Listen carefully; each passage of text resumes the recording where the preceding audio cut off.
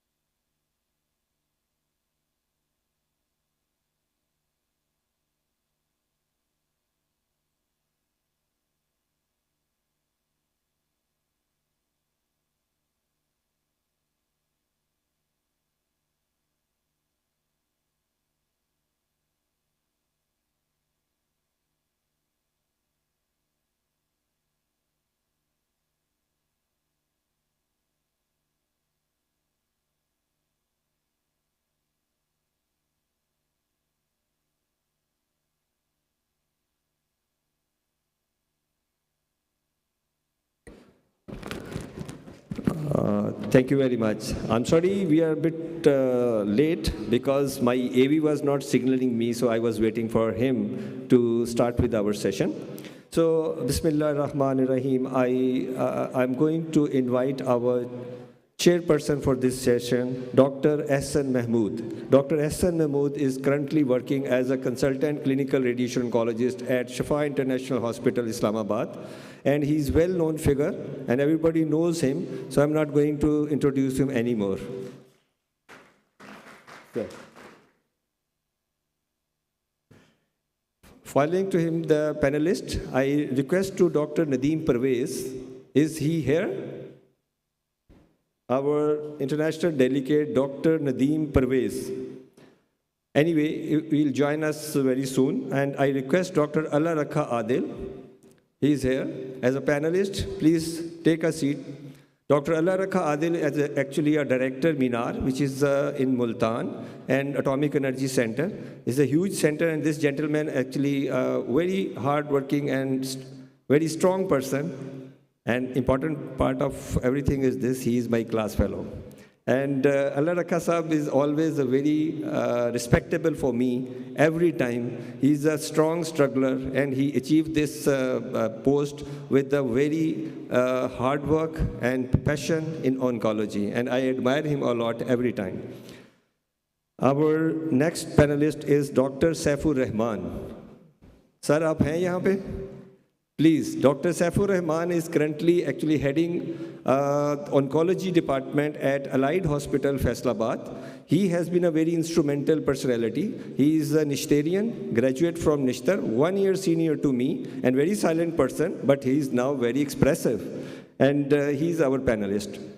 And now I'm going to invite our first speaker, who will be talking on clinical experiences with MR-guided adoptive radiotherapy, Dr. Gorkan Tarkan. And you are please come over. He belongs to Hisar Hospital, Intercontinental Turkey, and he is clinical radiation oncologist and having a vast experience in MR-guided radiotherapy. Please. Yeah. Dear Dr. Azar, thank you for this great congress. And also I would like to thank to all organizing committee for this wonderful congress. I'm Dr. Görkem Türkkan. Will we continue? Okay. I'm Dr. Görkem Türkkan. I'm working as a radiation oncologist at Hisar Hospital Intercontinental in Istanbul, Turkey. And my presentation today will be on clinical experiences with MR-guided adaptive radiotherapy. Can you see? No.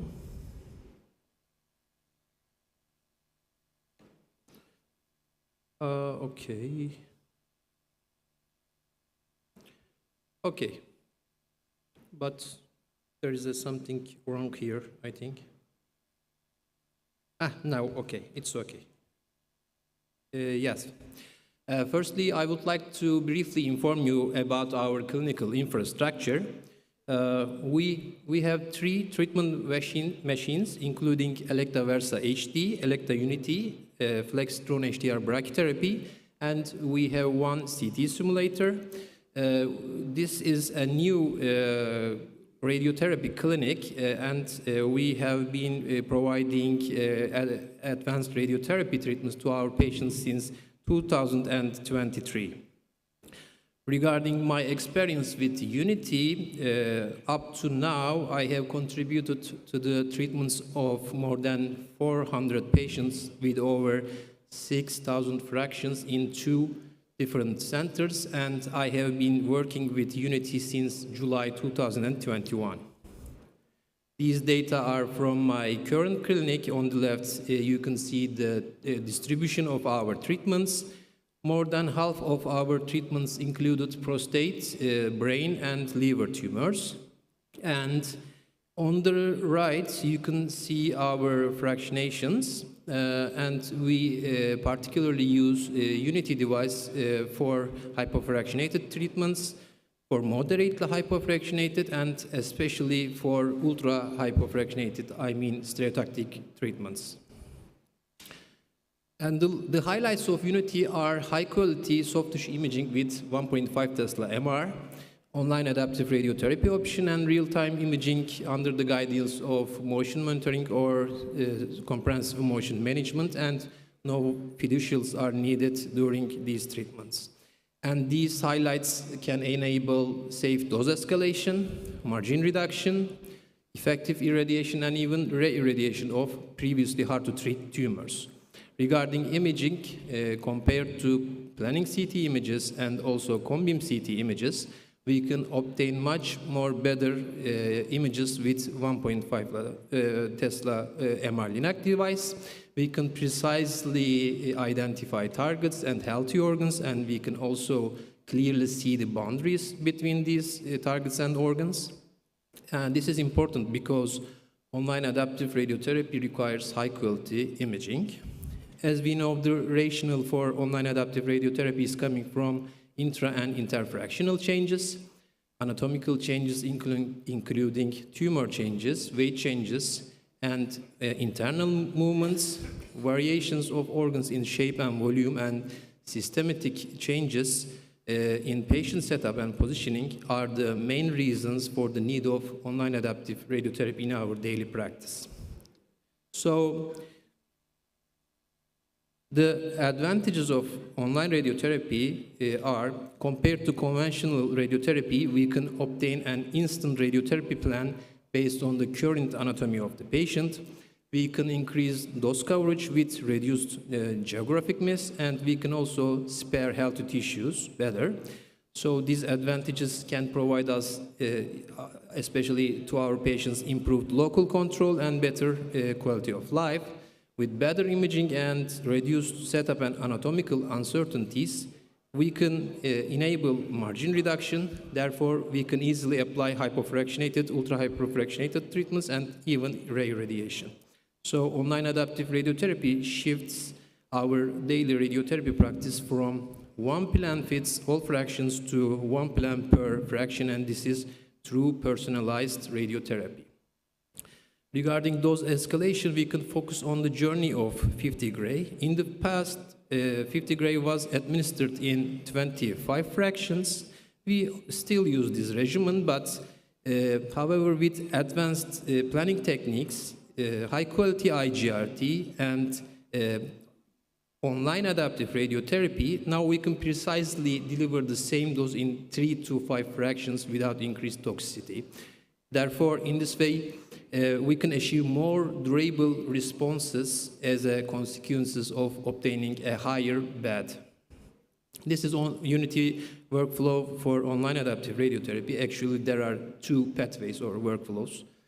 And offline setting is nearly same as for conventional Linux. Online workflow starts with immobilization and followed by daily MRI acquisition and fusion of these images. Following contour assessment, the most suitable adaptation strategy is selected, and you can go with ATP or ATS. Then treatment planning starts.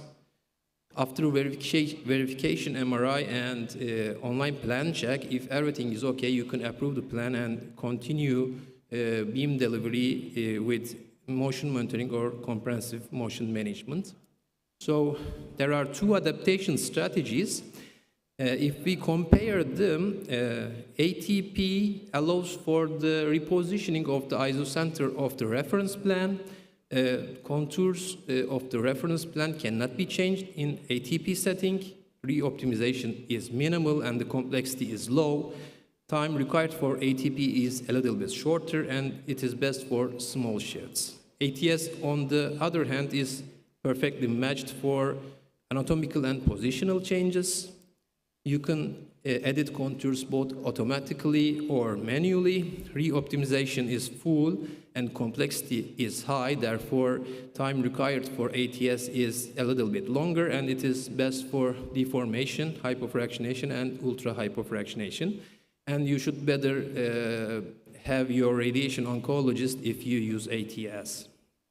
So, what is the preferred adaptation strategy? This slide shows our questionnaire study evaluating the daily practice and organizational dynamics in MR Linux centers. It is currently under review, but I can say that ATS was the preferred technique among 28 centers from 4 continents.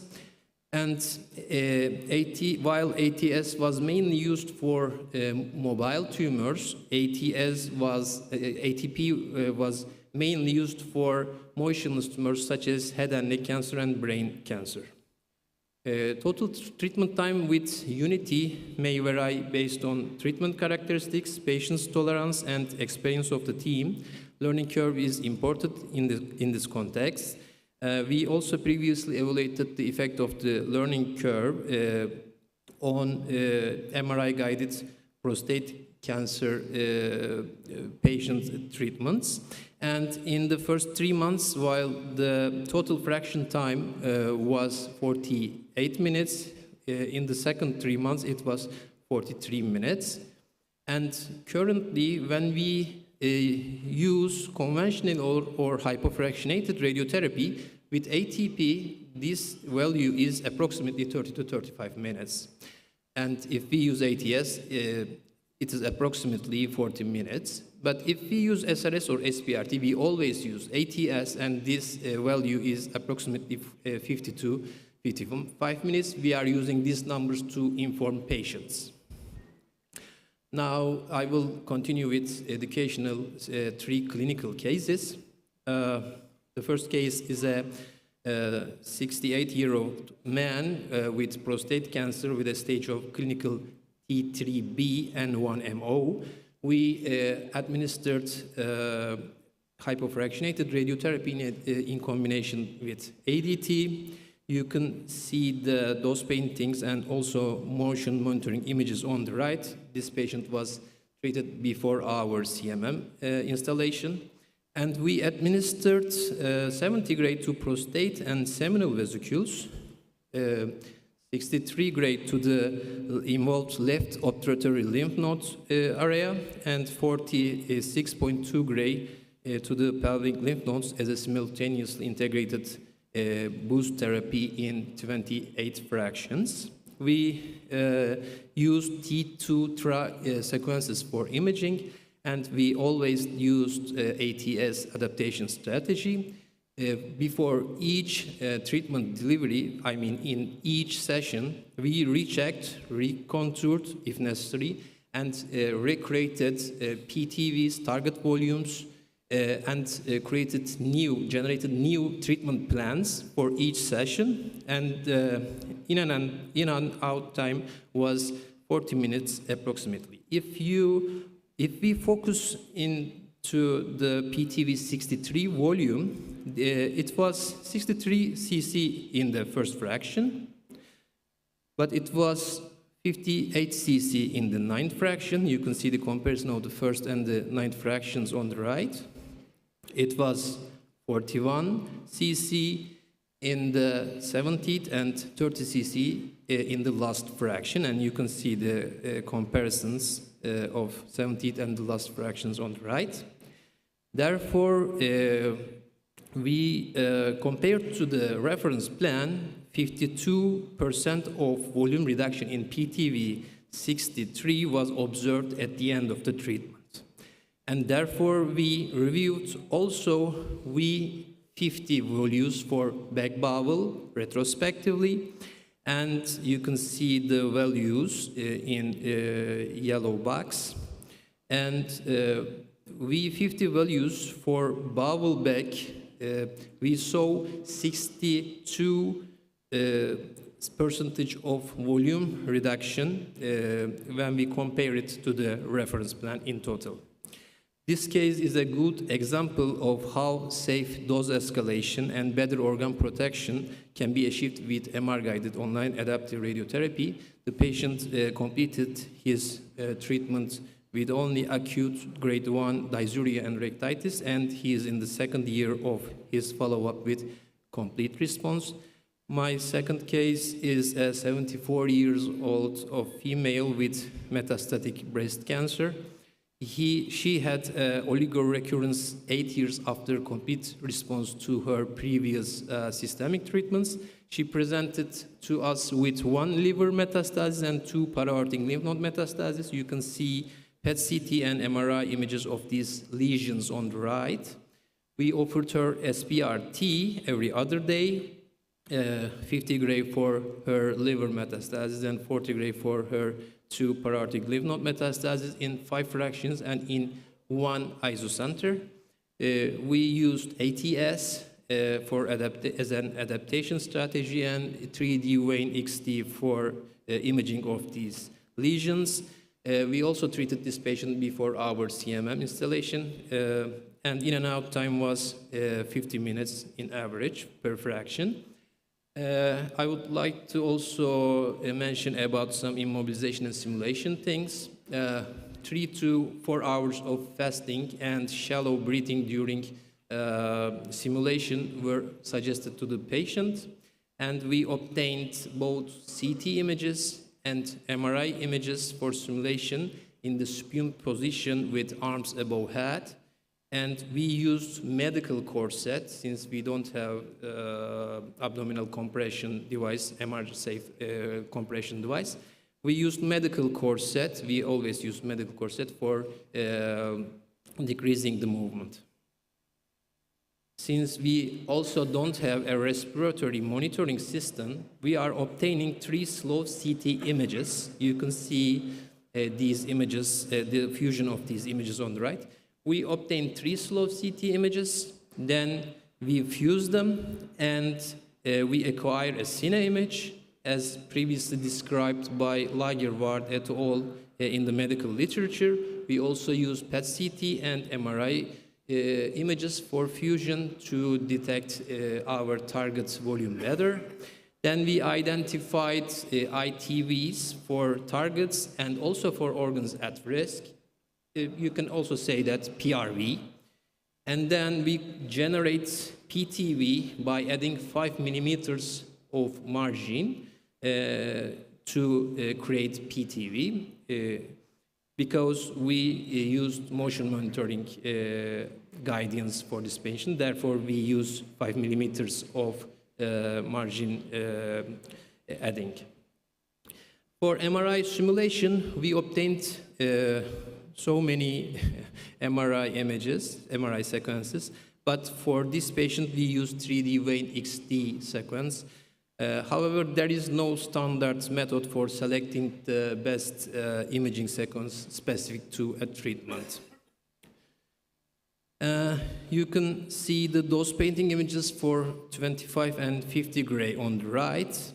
As I mentioned before, we treated her with one single isocenter. We used step and shoot IMRT, and you can see the treatment planning details on the left.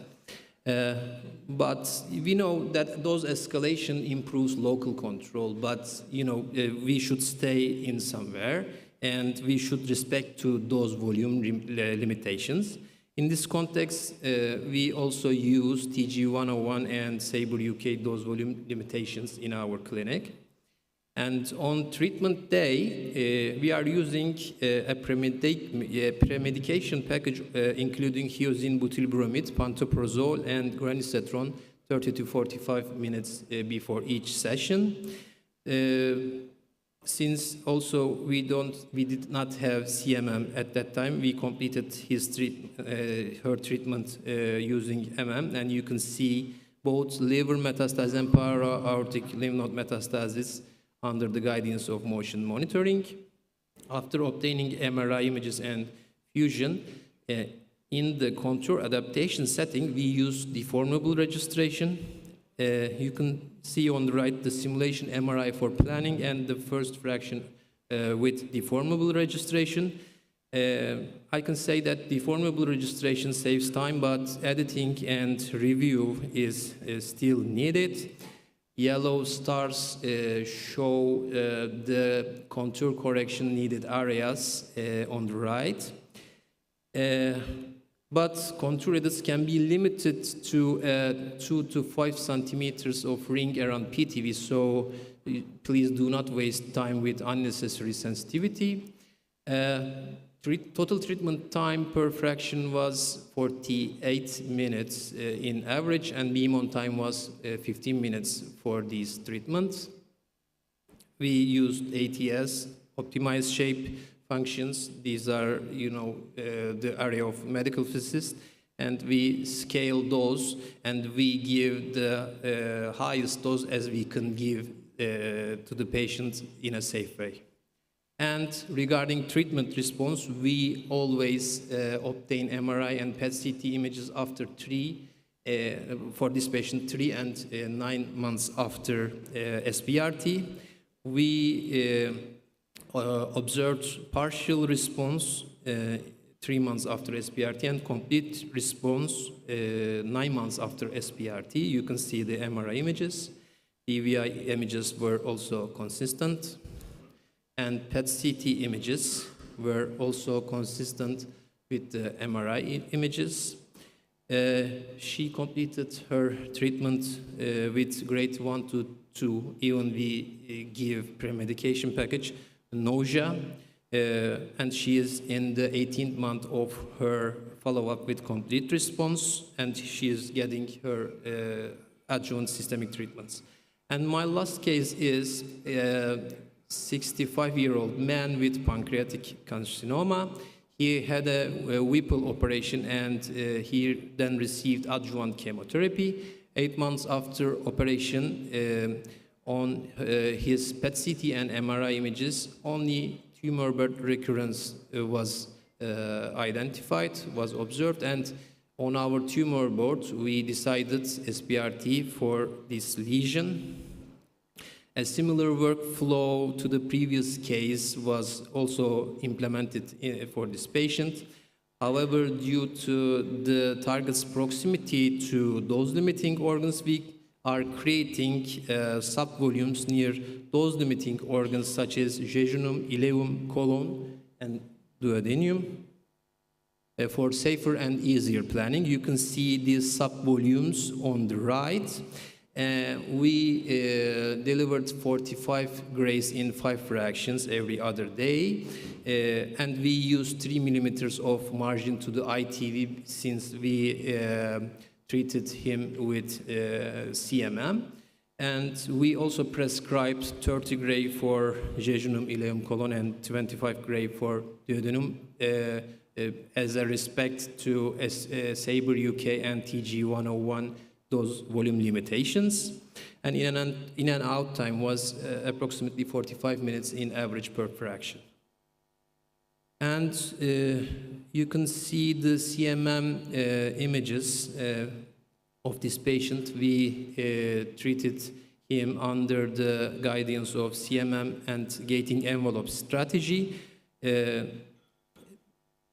I am not sure that you can see, but the red area is representing target, I mean ITV, and light blue represents PTV. It is called envelope. And beam delivery continued if 95% of the target was within the envelope. And luckily, this target, because of the surgery perhaps, was not very mobile, and we were able to complete this treatment with only minimal interruptions. On the lower side, you can see, actually you can see the interruptions because there is no interruptions in this video, okay? But the pancreatic area could be really challenging because of the proximity to the very radio-sensitive organs. Therefore, PTV, ITV, and dose coverages may vary from one fraction to another. You can see the MRI fusion, first and the third fractions of the patient's treatment. Interfractional differences can make treatments very hard, and things may not always go exactly as planned. Still, at the end of the treatment, we were able to deliver a therapeutic dose for PTV and especially to ITV. You can see the doses per fraction and overall treatment per fraction doses in the red boxes for PTV and ITV. So this patient completed his treatment with grade 1 nausea. He is in the 4th month of his follow-up after SBRT with partial response, and he is continuing his systemic treatment. But what if when you have a patient like this, if you focus on the lower side of the video, there are many interruptions, and the target goes out of the envelope. Then in this situation, total treatment time increases and the tolerance of the patient decreases. Then low accuracy and low quality factor may interrupt treatment, and it can repeat always. This is vicious circle. And what are the solutions? Actually, you may ask patients for a shallower breathing or try to teach them at which stage of their breathing they should hold their breath, but based on your observational tactics. And these methods are not very easy, and they are very subjective methods. So here are more objective solutions of CMM. If available and if suitable, you can use baseline shift blend and create and see the new average target position. And you may also reduce the overlap percentage of gating envelope. If available and if suitable, you can use displacement thresholds. If you feel safe, you can also disable all of these things and disable anatomic tolerance check and continue your treatment. Or if you feel uncomfortable, then you should better terminate your treatment and may try completion plan. But at the end, this is a clinical decision of the team depending on so many factors. And other possible solutions, even they are not very common currently, MR-compatible abdominal compression device may help, or patient-centric respiratory monitoring platform, which is currently evaluating in UTRE Center, may also help better for these kind of treatments. So as a conclusion, MR-guided online adaptive radiotherapy enables daily anatomy-driven through personalized radiotherapy. It improves target coverage and protection of healthy tissues, particularly for the targets with high inter- and interfractional changes. And we are now more stronger in radiotherapy with these technological advances. But even you have the greatest technology, I think the team is what really matters. Thank you.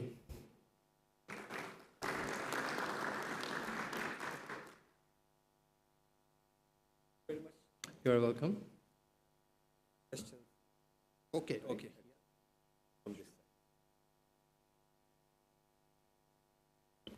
Many thanks, Dr. Godkan Tarkan. It was really a very good and elaborative talk on MR.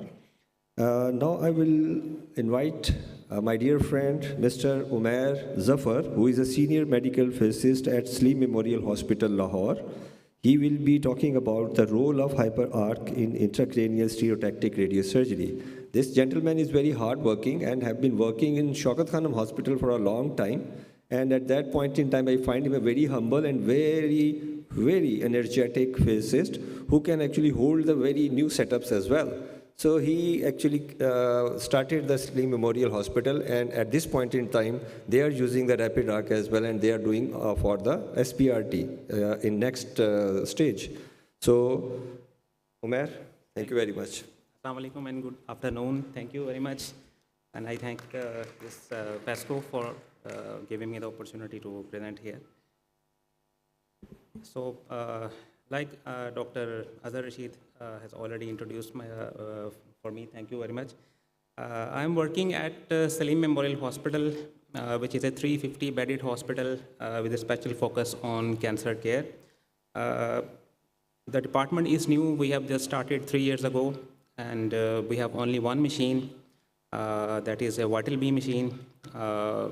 And for the SRS, we have just started a few months ago, and we have treated almost 7 to 8 patients within 3 months.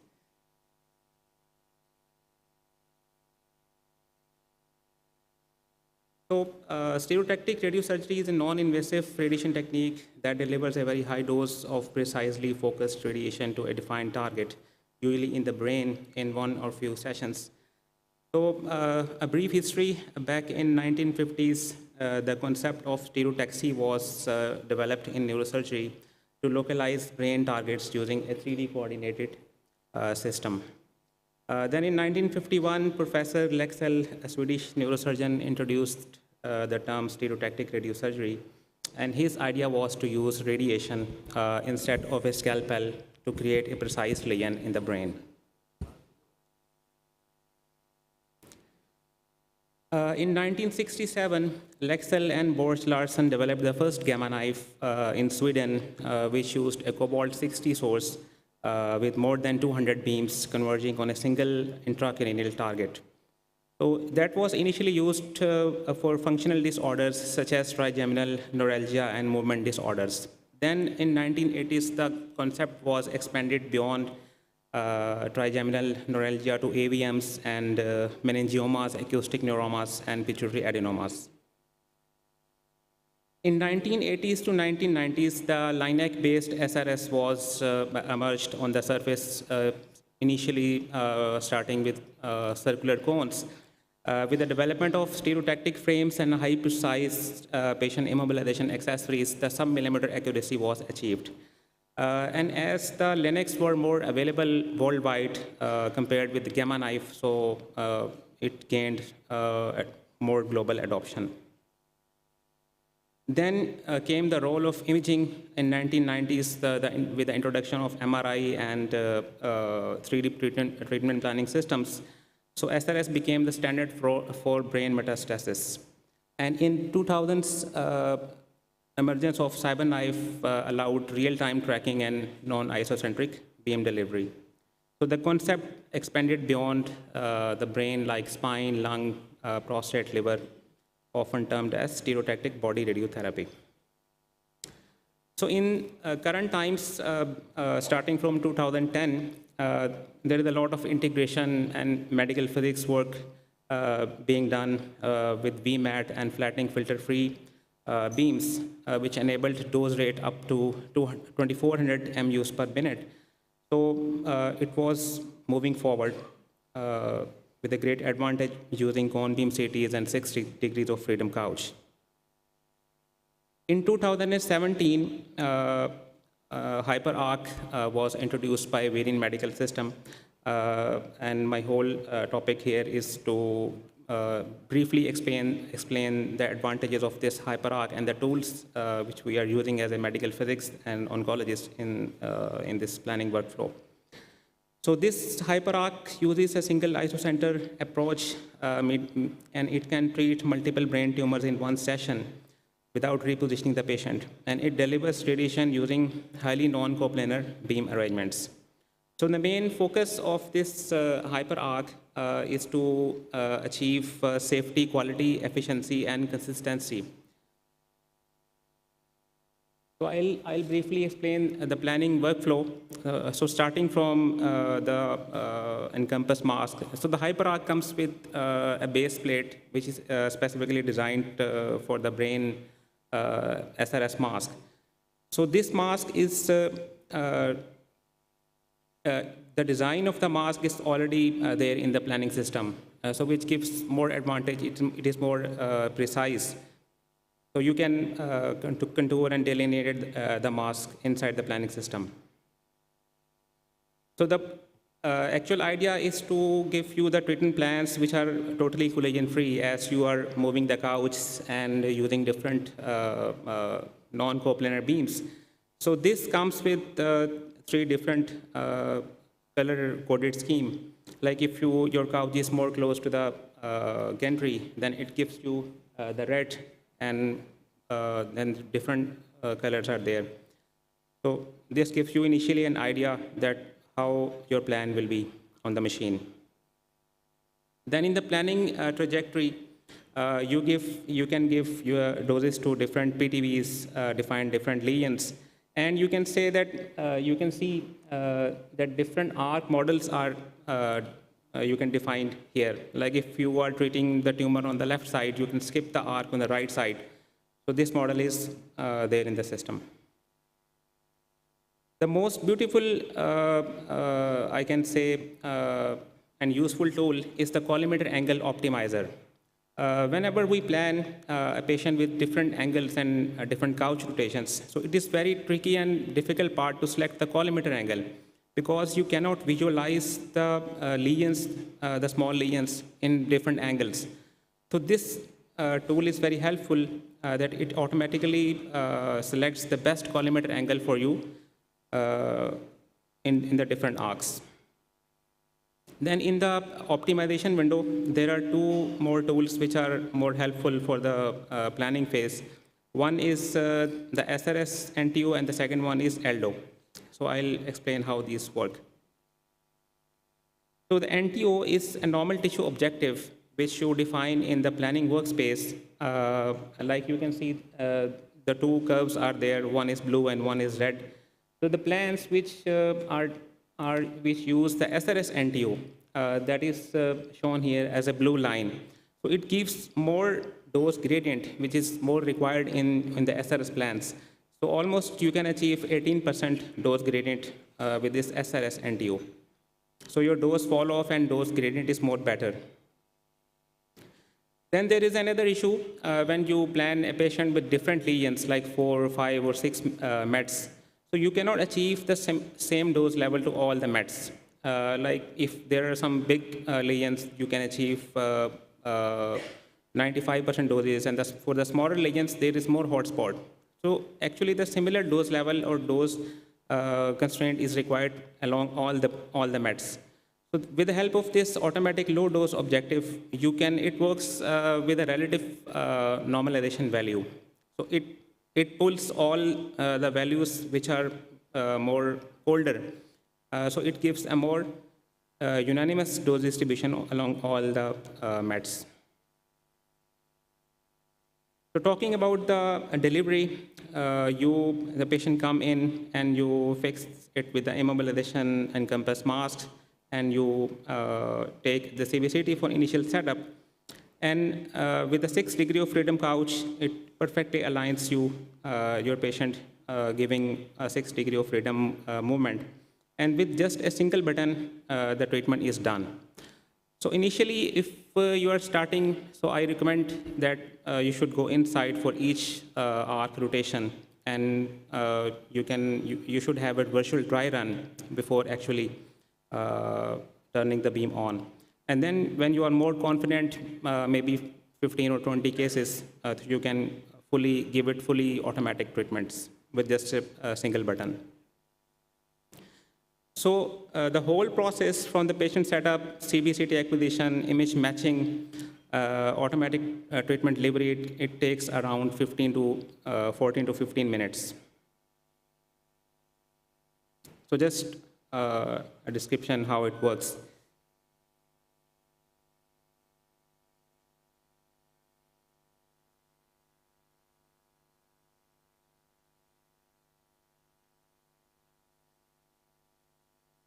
So this is the initial cone beam CT. And then one by one, you can dry run and you can treat the patient. So talking about some clinical results, which we have seen with the different patients, comparing rapid arc and hyper arc. So this is a single met case. You can see on left hand side that the rapid arc doses are not so much conformal as compared to the hyper arc. So it's not a complex case, but obviously you can see the difference. Then moving to the multiple mets, if the lesions are so close, so you can see the dose bridging, which is most common issue with normal rapid arc patients. So with the help of these tools like automatic low dose optimizer and the SRS NTO, so this dose bridging can be reduced. So this was the first hyperarc study being done with the LINAC-based treatments, mostly for brain metastasis. So this research was done back in Shokathanam Hospital. So we treated 72 patients, and the most common histology was breast cancer. The median follow-up was 17 months. The progression-free survival at 1 year was 54%. Only one patient developed radiation necrosis. So if you see from the physics perspective, like gradient index, PEDIC, CI, RT, CI, so they were mostly, you can achieve all these indexes using this hyperarc. So from the literature, hyperarc is capable of achieving similar or slightly better low dose spread into the brain as gamma knife while maintaining excellent conformity as well as minimizing interplanar variability, and beam on time for treatment for multiple metastases. Also, if you compare it with the CyberKnife, so you can achieve the similar conformity index and V12 of the normal brain. So it has a greater potential to emerge as a suitable tool for SRS. So these are some clinical results from Negrar Cancer Hospital. So it is independent of the number of lesions. Like you can see, you can treat 3, 4, 5, 10, and I think Shaukat Hospital lastly treated 14 or 15 meds. So the treatment time is not exceeding 14 to 15 minutes. So if you're confident. So conclusion is that it is a very good tool. There are physics tools inside the planning and constraints, very fast treatment delivery, and it is totally collision free. If you don't have hyperarc, like in our center, we are starting SRS, but we don't have hyperarc initially in this new hospital. So we are facing this trouble that you have to select angles, you have to see one by one, and the collision-free model, it is very easy for you to achieve these plans if you have this hyperarc. Otherwise, you manually have to see inside, go inside the treatment room and see whether these angles are deliverable or not. So you can achieve very high quality plans, and the treatment is fully automatic. Thank you.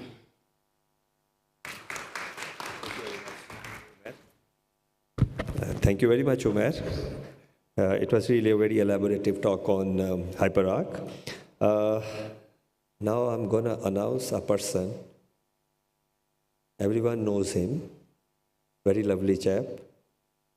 Belongs to Shaukat Khanum primarily, working in UK. Dr. Waqas Ishtiyaq.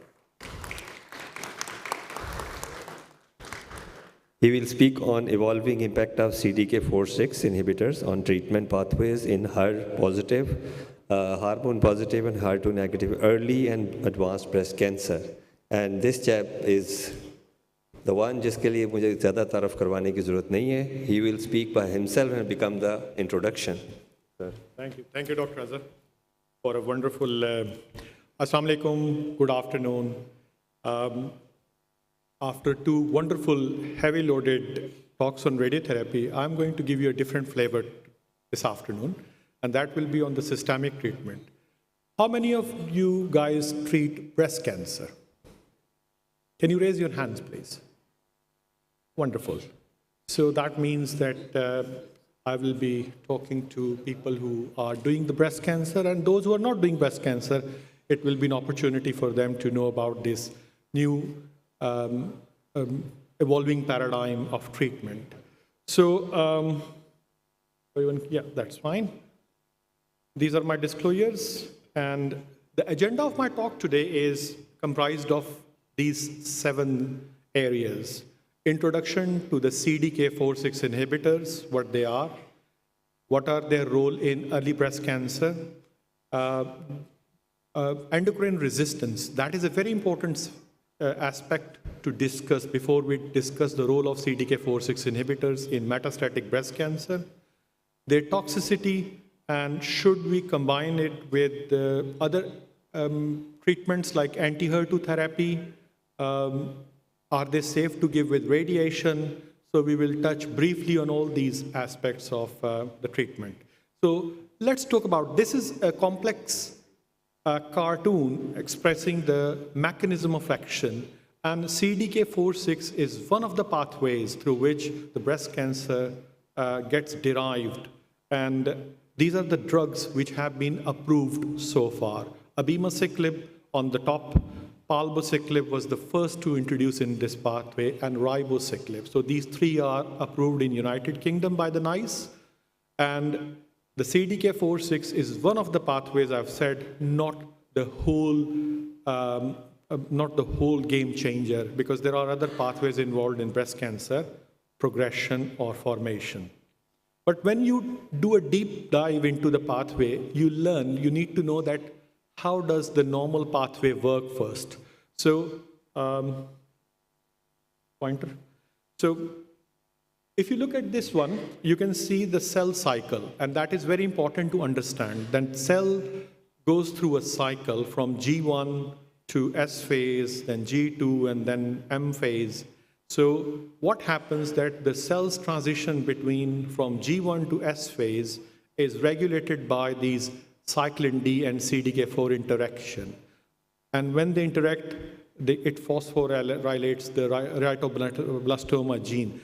RB gene or RB protein, these are tumor suppressors, if you recall your pathophysiology.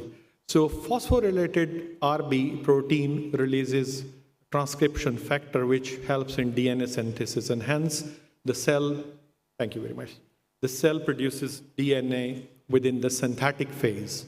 And that's how the tumor progresses through the cycle, and these drugs are important. And these drugs basically blocks the CDK4 cyclin D interaction, hence the whole pathway stops or halts. So before I talk to you about their role in early breast cancer, it is very important to understand that the risk of reoccurrence of the breast cancer goes higher when the nodes are involved. And if you look at the number of nodes involved, we think that any nodal burden more than 10 is the only high risk, or N2. But if you look at N1, which is 1 to 3 with high risk features, the risk of reoccurrence is almost the quarter of the patients, they do reoccur. And for node negative patients, or those who are N1 without high risk features, their risk of reoccurrence is entirely different. But some new trials have redefined this pathway. So these are the, can you hear me?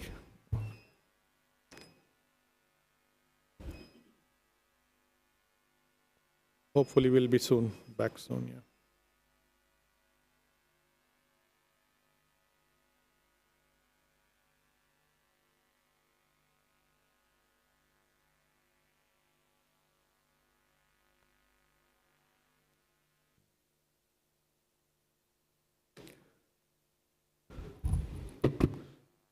I think we are back again. Sorry for this inconvenience. I hope I'll get 5 minutes grace period at the end. This is a summary of the trials done in adjuvant setting to use these drugs after radical surgery. The first drug which has been approved was abemaciclib, on basis on the monarchy results. It has met both its primary endpoint as well as secondary endpoint. The other drug which has recently been approved was ribociclib, because that trial has also met its primary endpoint. Unfortunately, palbociclib did not do that well, and there could be many reasons for that. But the rest of the two CDK4/6 inhibitors have already stepped themselves into the early phase of breast cancer management. So MONARCH-E was the first trial which was done to establish the role of abemaciclib as an extended treatment for 2 years. So eligible patients were those who are high-risk node positive or grade 3 with node positive with grade 3 or N1 disease with 5 centimeter or bigger tumor. Any N2, N3 were also allowed, but they all must be resectable and non-metastatic. So they have been given abemaciclib 150 milligrams twice daily for 2 years alongside endocrine treatment using non-steroidal aromatase inhibitors. And the other arm was the standard of care, in which they have just used endocrine treatment alone without CDK4/6 inhibitor. The primary endpoint was invasive disease-free survival, and secondarily, they have looked at distance disease-free survival and overall survival. So this was a landmark study. 7 years of analysis of MONARCH-E has been published, and what we came to know that there is a persistent, clinically as well as statistically significant improvement with the patients going on to abemaciclib. So both IDFS and distance-free survival, they have been shown significant improvement, and it is That improvement was not just restricted to 2 years of the treatment, rather there was a carryover effect, and you can see that how these graphs are nicely separated from each other. The breaking news of this last year's ESMO was that Monarchy long-term follow-up has confirmed long-term survival gain with adjuvant, which means the overall survival endpoint has been met. We can see almost 16% reduction in the risk of death, showing meaningful clinical as well as statistical significant improvement in OS. And then all the subgroups of all the population stratified into different, they all have benefited with this. It was all across the board. 7-year analysis of this data also suggested that patients, they were having less metastasis or longer span to live with metastasis. 30% fewer patients in abemaciclib arm living with metastasis disease as expected to the ones who did not receive it. And that is a very important slide. It's a bit busy slide. The conclusion of this slide is that there was no difference in terms of improvement, whether it was N1 disease, N2 disease, or N3. So it's reassuring that if you're giving it in all patients, because there was a bit of a nervousness that what happens if it's a very heavy burden disease, would there be less improvement in terms of IDFS or overall survival? No. This was presented as an abstract in the PSCO last year, and that has given us a bit of a confidence that we can try dose escalation for abemaciclib. You can start with 50 milligrams BD for 2 weeks, and for 2 more weeks, 100 milligrams, and then go to full dose, 150. That's not a common practice so far in United Kingdom. We stick to the full dose and then continue it, and then do dose reductions. But this abstract has changed the paradigm. I think it's a fair, we are not going to do another study on dose escalations. I think these kind of studies are reassuring. So what we have seen, that dose escalation allowed most to reach the target dose with fewer discontinuations and prevented delays and toxicities. So that exactly was the goal. And have you seen 42% in this trial have received doses, reduced doses. So half of the population already reduced dose reductions in this trial without any detrimental effect on the outcome. So feel free, do not get nervous, do dose reductions, and your threshold should be, because you need to stick to the continuity of treatment. That's the most important thing. So therefore, this slide says that dose reduction threshold should be low, allowing the drug to be continued instead of giving more frequent gaps or discontinued drug due to the toxicity. NATALI trial, this is another trial which has established role of ribociclib, another CDK4/6 inhibitor in adjuvant setting. This study has met its primary endpoint, which is IDFS.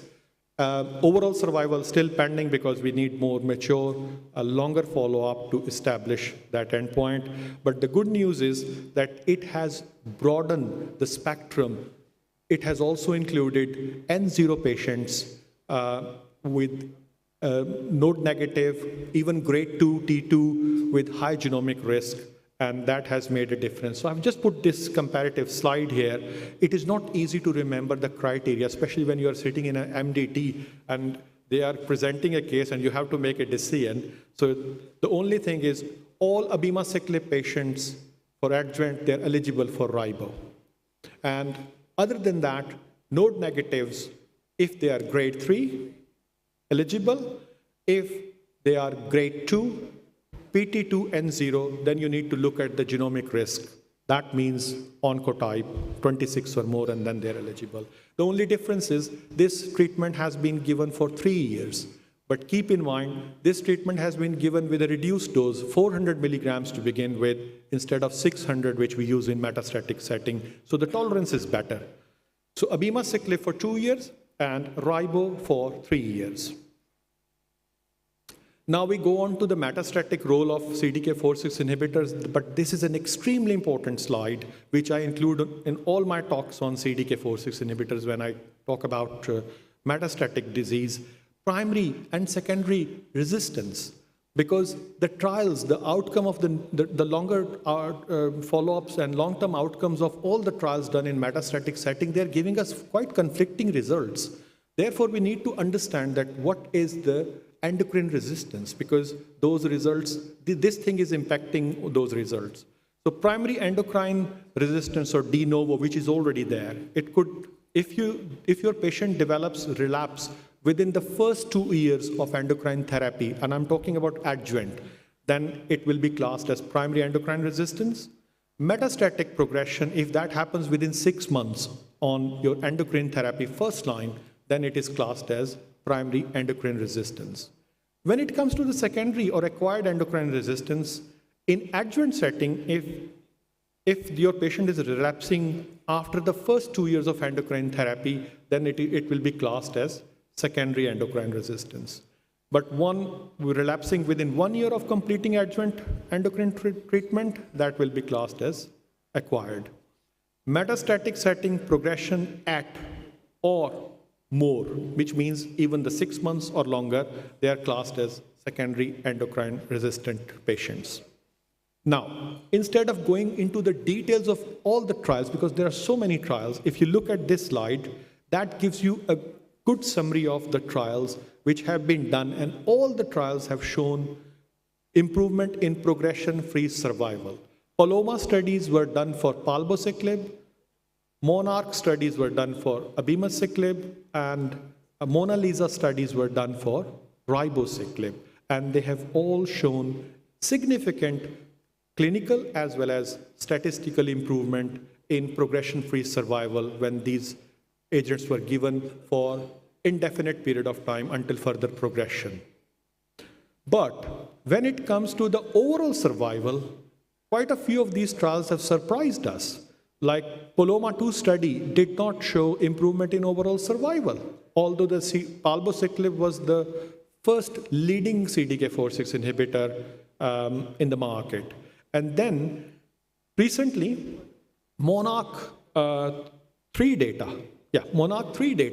that did not show statistical significant improvement in overall survival. But ribociclib, on contrary, has shown clinical as well as statistical significant improvement in the overall survival in addition to PFS. So PFS was there across the board, but OS has just been shown by the ribo for first-line metastatic setting. Therefore, it is very important to look at the Monarch 3 study design. These are the patients who are postmenopausal, hormone sensitive, HER2 negative or low, you can say now because it's a reclass now. And they were basically given the treatment with first-line endocrine therapy using aromatase inhibitors, and the treatment was continued until further progression. Now, if you look at the OS, there is numerically improvement. There is a numerical improvement if you look at the OS slide, but unfortunately that has not achieved the statistical significance. And there were reasons in the trial design when it was designing the trial. So in patients with visceral disease, there was even more meaningful improvement in terms of overall survival in numbers. But again, that did not meet the statistical significance due to the trial design issue. So chemotherapy-free survival in intention to treat population was significantly longer. So people who were needing chemo down the line, it was significantly delayed in these patients. So overall survival analysis at 8 years follow-up, the first reason was that basically the trial was not designed to estimate overall survival as a primary endpoint. It was a gated secondary endpoint. So the statistical power of the trial was not optimal for OS. It was optimized for PFS, but not OS. So that is the first reason in the trial. The second thing is numerically we see the benefit, but not enough to meet the pre-specified threshold. And you can see, if you see the p-value of this, 0.06 is not far from 0.05. So it's just they missed it very marginally. So therefore, you need to interpret the results carefully. Abemaciclib still have a role to play, and it is a reasonable drug to use, particularly in high burden visceral disease. You need to use it. I'll just quickly do it. So P-Reality X, this is another study which is based on real-world data on palbociclib, because Paloma-2 study has not met its secondary endpoint, overall survival, but P-Reality, which is a real-world study, has shown that in low-volume, bone-only disease, and who are not endocrine resistant primarily, there's still a role of palbociclib, and you can use it. So reasons of failure of Paloma-2, because again, it was not planned to do overall survival, so power was small. There is a missing survival data. So 30% missing survival data affected the trial outcome badly. And subsequent therapies, which has changed the overall survival pathway, and obviously it affected it. So this is the toxicity profile of these drugs. Diarrhea is more common with Abema. Neutropenia is more common with Palbo and Ribo because they do affect on CDK4 and 6 both, while CDK9 is affected to cause the diarrhea in Abemaciclib.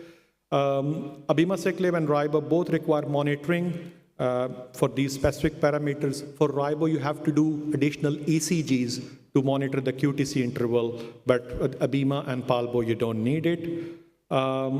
So this slide again is a summary of considerations to avoid any disappointment if you're using these drugs in the first line.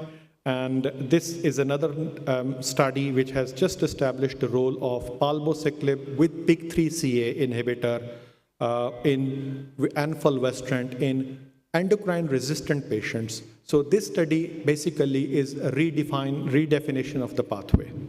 Sorry, I'm running out of time, so that's why we need to run a bit fast.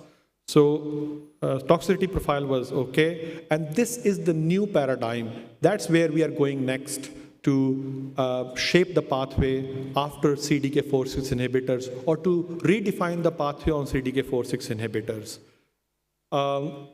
Immunotherapy trials are negative so far.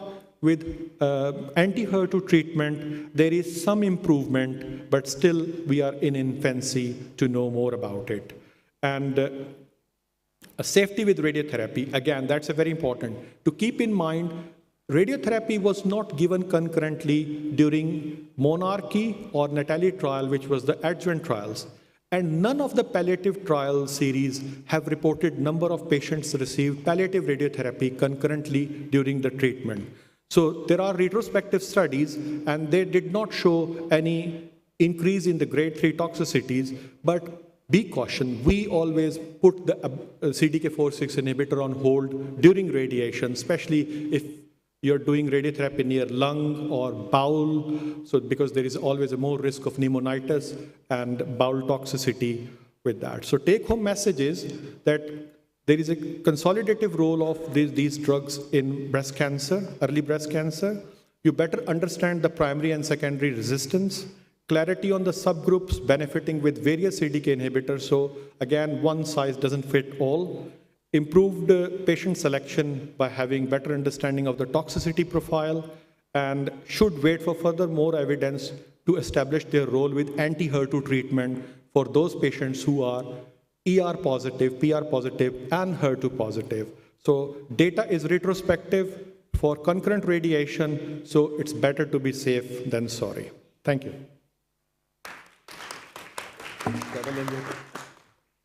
Thank you very much, Dr. Vakas.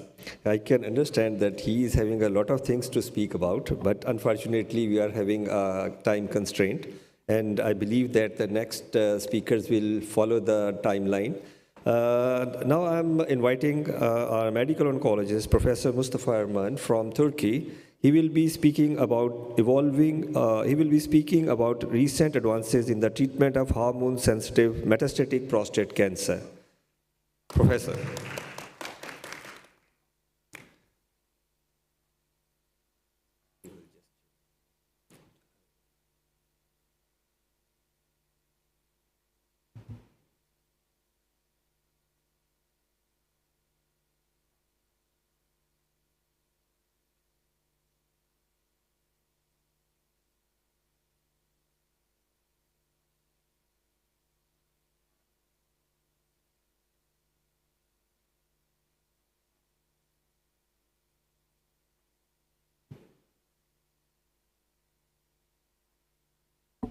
Thank you, Mr. Chairman, and I'd like to thank the organizing committee for inviting me here. It's my great honor and pleasure to be speaking at this conference. It's my second time in Pakistan, and I always feel welcome and very much at home, and thank you. Today, I'll be speaking about the advances in the treatment of metastatic hormone-sensitive prostate cancer. This has been a field of great research and developments in the last 10 to 15 years. Prostate cancer is a problem, much more of a problem in the developed world, but as our populations get older, we see more patients every day. When I was a fellow 25 years ago, I hardly saw any metastatic prostate cancer patients. The urologists were dominant on the field. That's one of the reasons, but we see many more patients. Here you can see that in Pakistan, prostate cancer is the fourth cancer in the male population. In Turkey, it's the second most common cancer. As you know, in the US, it's the most common cancer. But here you can see that in Pakistan, it appears to be, the data shows that around 5,000 new patients are diagnosed every year. And the unfortunate thing is that almost half of these patients die of prostate cancer. In Turkey, the ratio is a bit smaller. We diagnose around 20,000 and 5,000 of these patients die. So 1 in 4 dies of prostate cancer. I'd like to remind that, for example, in the US, it's 1 in 8. So they may have a problem with overdiagnosis, but we seem to have a problem with diagnosing the disease early and treating effectively. This is a slide that I'm very fond of because it summarizes the follow-up of a prostate cancer patient.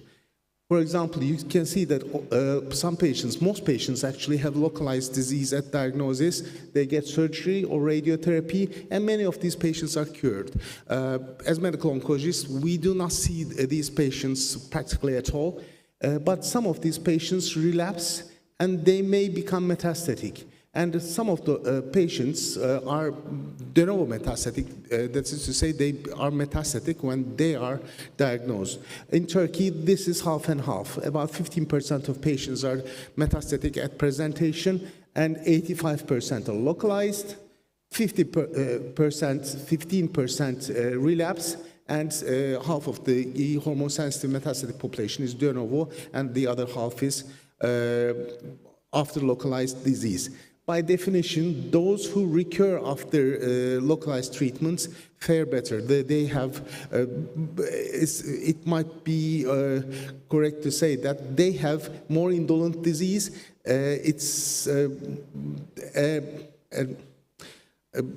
It's because of the biology of the disease that they are diagnosed a bit earlier. It's not merely a consequence of time of the diagnosis.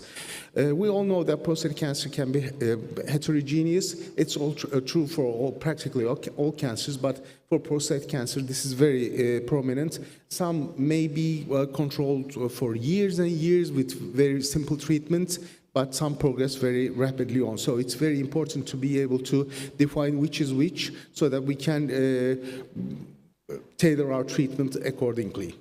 Before 2015, the classical approach was to castrate the patient, which is very effective, and then you wait until something happens. There were secondary hormonal manipulations. You could add bicalutamide if you hadn't done so before. You could stop bicalutamide if the patient was receiving, this was called anti-androgen withdrawal, and some patients responded. But you could use some other hormonal agents, but none of these had shown any survival benefits, actually, but those were manipulations that you could do. And docetaxel was used, but usually as the last resort, because these are generally older patients, a bit fragile. So we knew that docetaxel works, but we didn't use it early in the course. But after 2010, things started to change, and early treatments started showing survival benefits. So early new hormonal agents and/or docetaxel became a standard treatment. Other agents can be used on progression. Cabazitaxel did not make it into the hormone-sensitive stage, but stayed in the hormone-resistant stage. Radiopharmaceutics are one of the major topics these days. Targeted therapies did not really work well, but until recently, but PARP inhibitors and p10 inhibitors are making their way into prostate cancer treatment. I think neuroendocrine cancer treatment on dramatic progression is an important issue because as we can treat our patients more effectively, they live longer and they get to have a neuroendocrine transformation. I think now this is very common and practically all our patients died of neuroendocrine transformation, and you can treat them accordingly. You can make them live a couple of months to several years longer. Denosumab is one of the major advances as well. There have been many trials in the hormone-sensitive metastatic prostate cancer setting in the last 10 years. Here you can see that docetaxel was the leading one, and then abiraterone is our oldest agent. Enza and APA came later, and combining docetaxel with new hormonal agents was our newest approach, and it works well in some of the patients as well. Abiraterone is a bit different from the other agents because it's not a receptor antagonist, but it blocks the synthesis of testosterone at the adrenal gland level or within the tumor. So it blocks the enzyme that takes role in the production of the dihydrotestosterone. So testosterone goes down, but cortisol goes down as well. And in response to that, ACTH may go up. And aldosterone is not affected. So as ACTH goes up, aldosterone levels go higher, and the patient may experience problems associated with hyperaldosteronism. So you should be giving prednisolone with abiraterone always. It's a very tolerable drug, but if you or your patient forgets to use prednisone or prednisolone, the patient may experience serious side effects, so you should give it, and you must give it, and prednisolone 5 milligrams per day is usually sufficient. In the castration-resistant stage trials, it was 10 milligrams per day, but actually 5 appears to be enough in either stage. The two major studies of abiraterone in hormone-sensitive disease are Latitude and Stampede trials. Latitude included high-risk patients. Here, the patients needed to have two of these three criteria: Gleason score equal to or higher than 8%, 3 or more bone metastases, or visceral metastases. Stampede included a wider range of patients, including non-metastatic recurrent patients as well. But when you compare the results of these two studies, you can see that the results are very comparable. Here, you can say that you see that in this Stampede, this is the patient group with metastatic disease. The study includes a much larger population, but this is a subgroup, as Stampede always does. Here you can see that the overall survival rate is very similar in two studies, and it's 66% at 3 years, and with placebo it's 49%. So abiraterone is a very effective drug in prolonging the survival of these patients. And a meta-analysis shows that, here you can see that the hazard ratios are practically the same in these two trials. As I mentioned, Stampede includes low-risk patients as well, and here we were able to show that the addition of abiraterone to ADT improves survival in low-risk patients, which is an important finding. We have new androgen receptor pathway inhibitors, apalutamide, enzalutamide, and darolutamide. You can see that darolutamide is a bit different structurally from the others.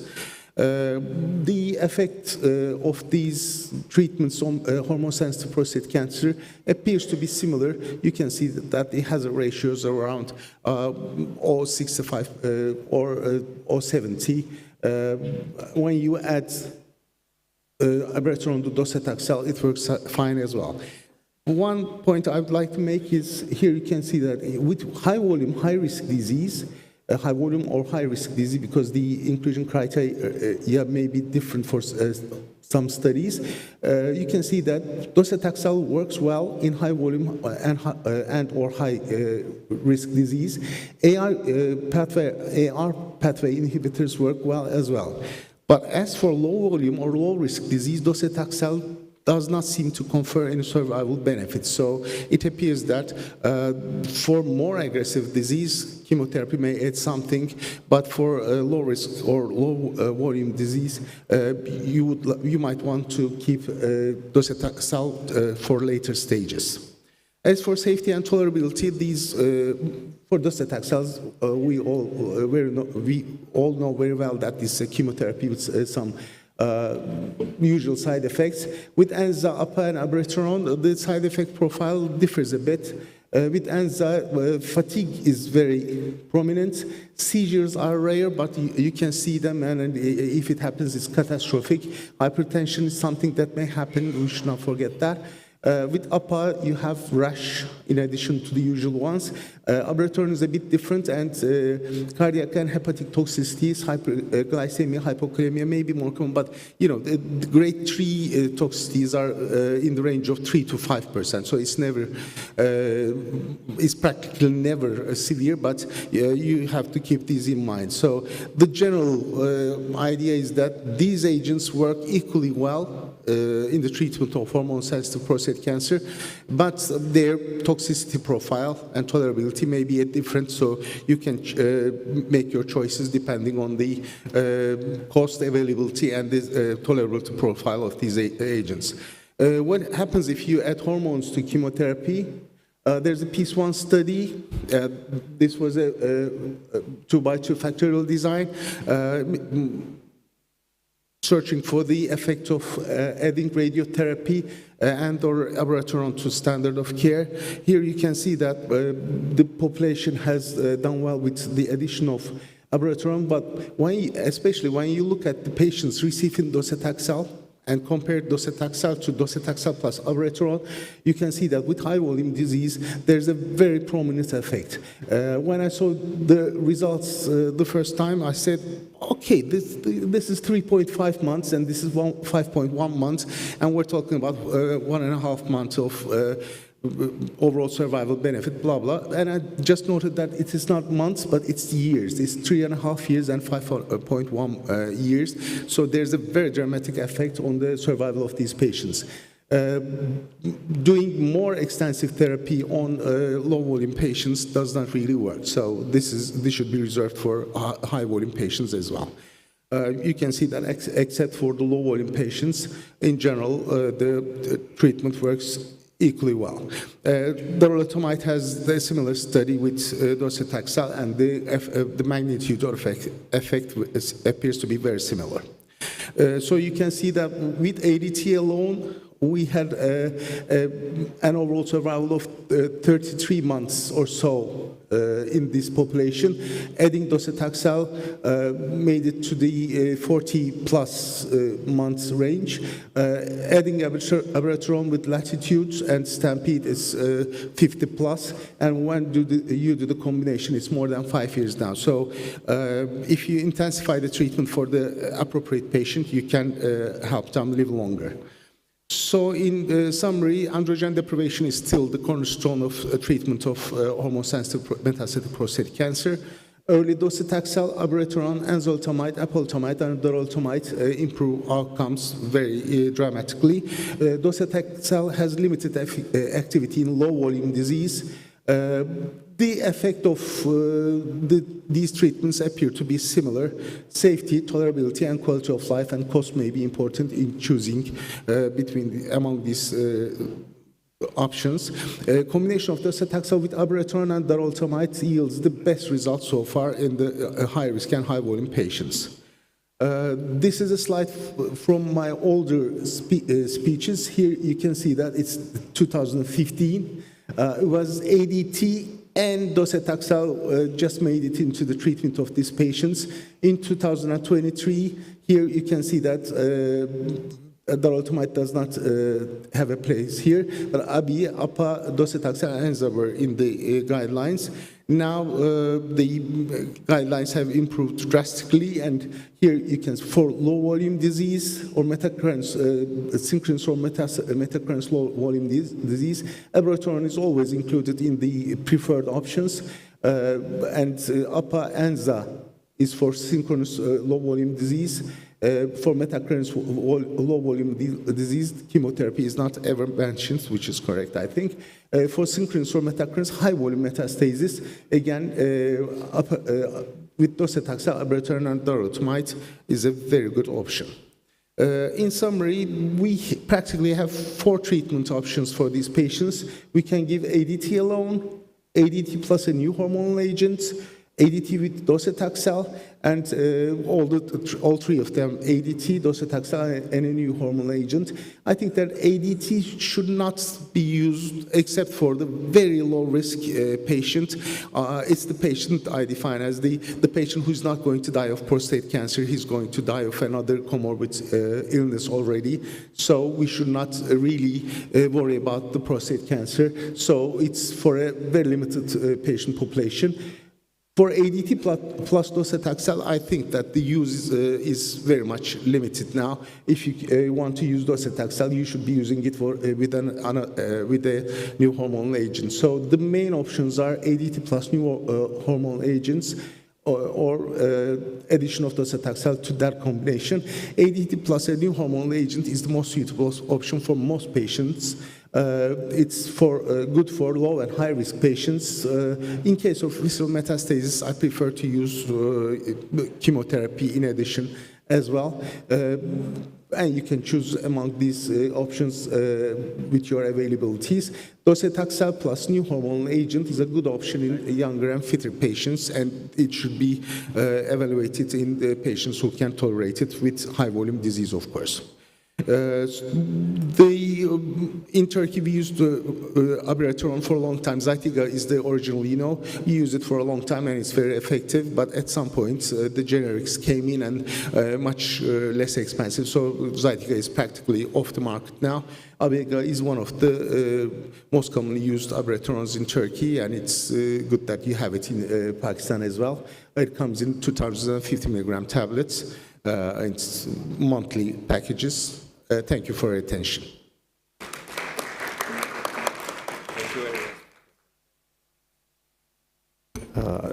Thank you very much, Professor Mustafa Arman. It was very elaborative talk on hormone-sensitive metastatic prostate. Now I'm going to invite very lovely oncologist who will speak about lenvatinib in hepatocellular carcinoma, bridging the efficacy access gap with quality generic molecule in low and middle income countries. But I did not take the name up till now. Everybody knows that, Dr. Asif Masood. He's the head of clinical oncology at Shafa International Hospital. Please.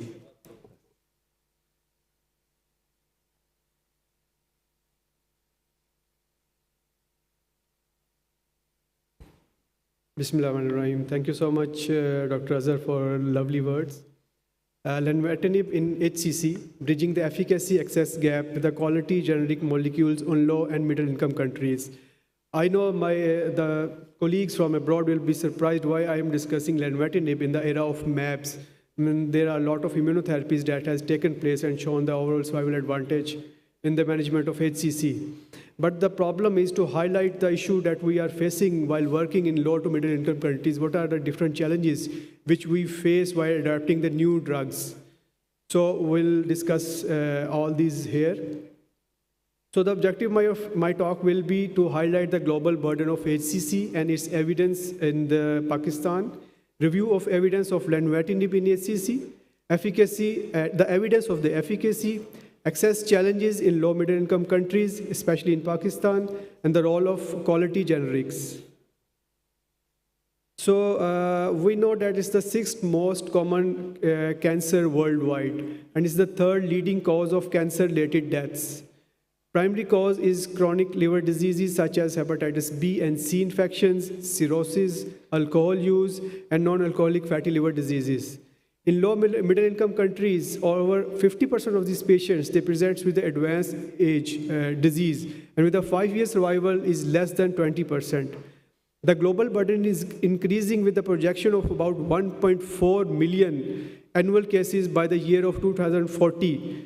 And that will be affecting in the lower middle income countries to the because of high prevalences of hepatitis B and C. So this presentation basically shows the low middle income countries areas in the globe. We can see that the dark pink color shows the low income countries, while the light pink color shows the low middle income countries. And these low to middle income countries contributes about 2/3 of the world. So sorry, I have to use that emoji while using the fact of the health budget of Pakistan.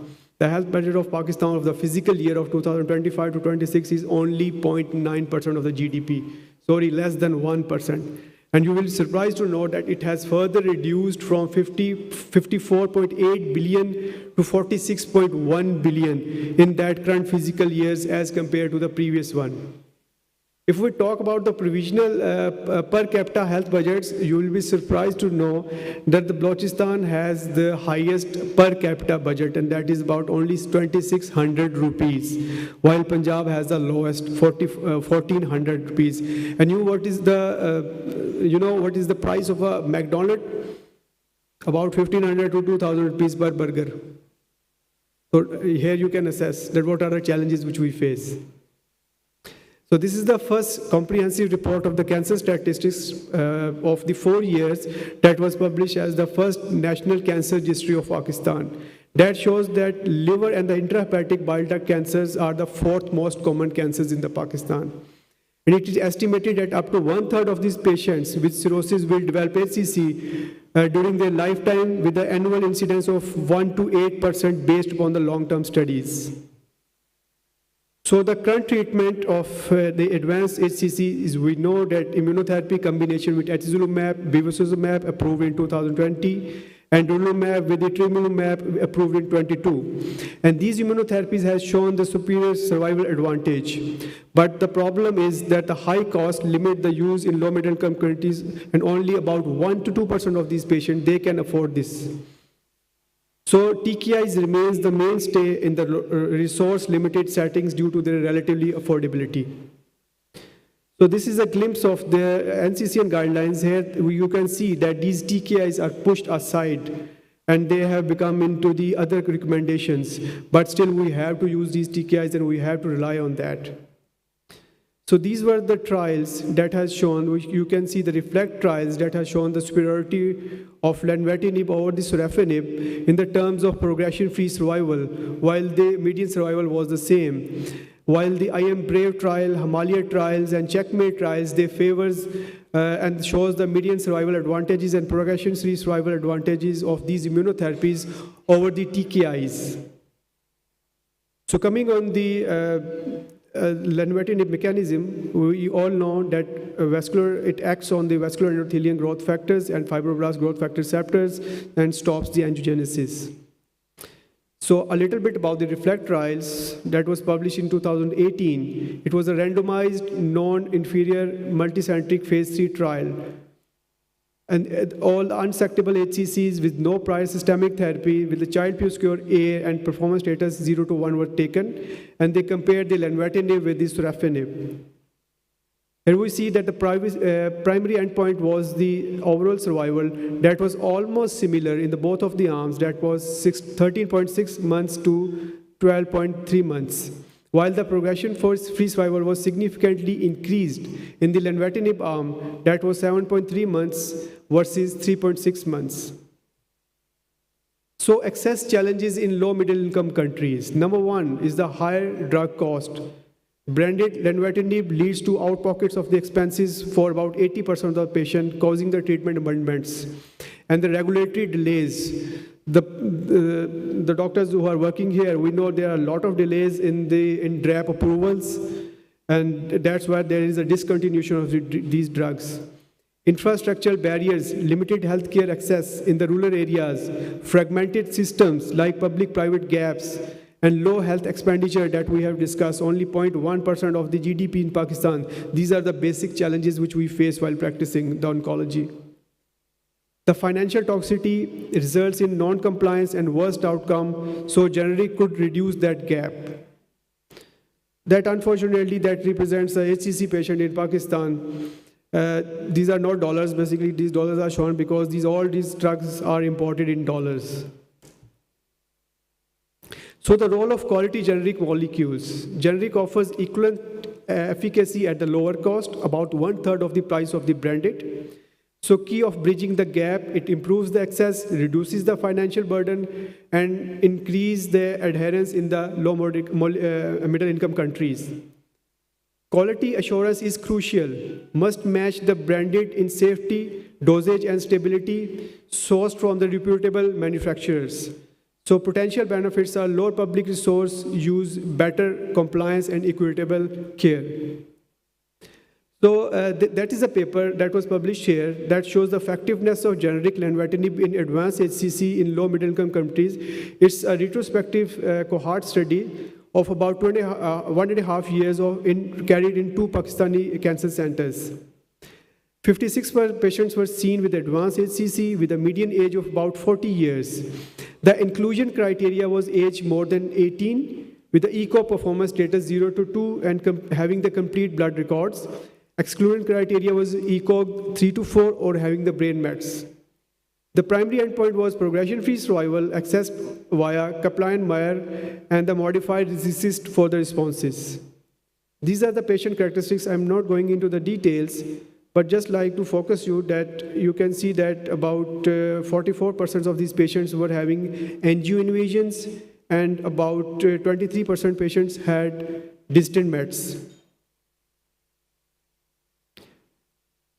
So the key results about the patients' demographics, we see that 57% of these patients were of about 60 years or more than that. And again, 89% of these patients were of middle class. And you can see that even that generic middle class patients can afford these generics even, not on the lower income class. So 89% of these patients were from the middle class. The tumor size was more than 5 centimeters in 73% of the patients, with the angio invasion with about 44% and metastasis in 23%. The prior treatment was in 53% of the patients. The median cycles were about 5.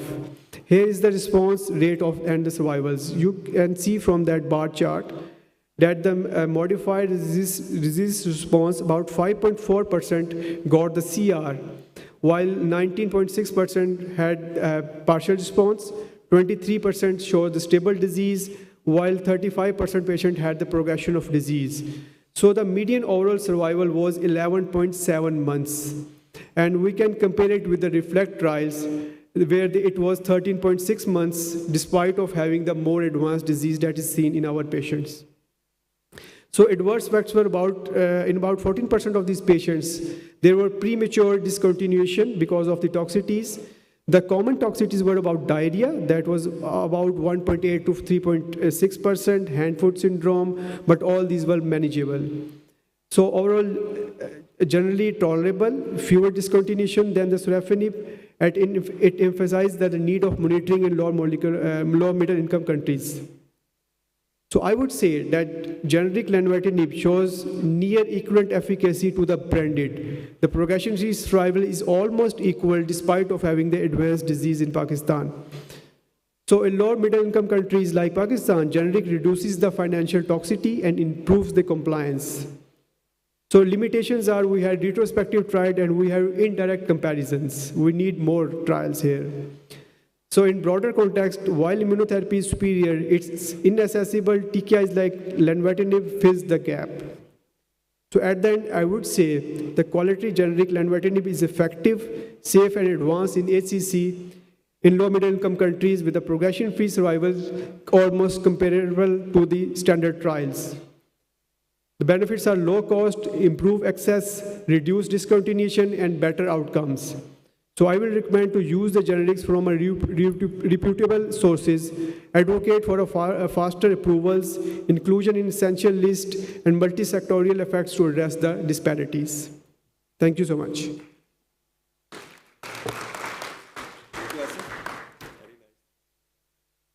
Thank you very much, Asif. Be on time, very nice.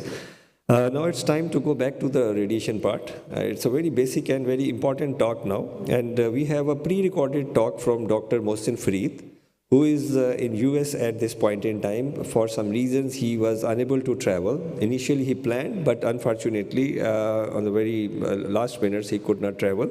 So we have got his pre-recorded talk, and I request to the gentleman to run this talk that is titled as Radiation Oncology, a Roadmap to Training in USA. I believe if we have some younger people over here, they might be having a good benefit to know about the residency pattern in US. Thank you very much.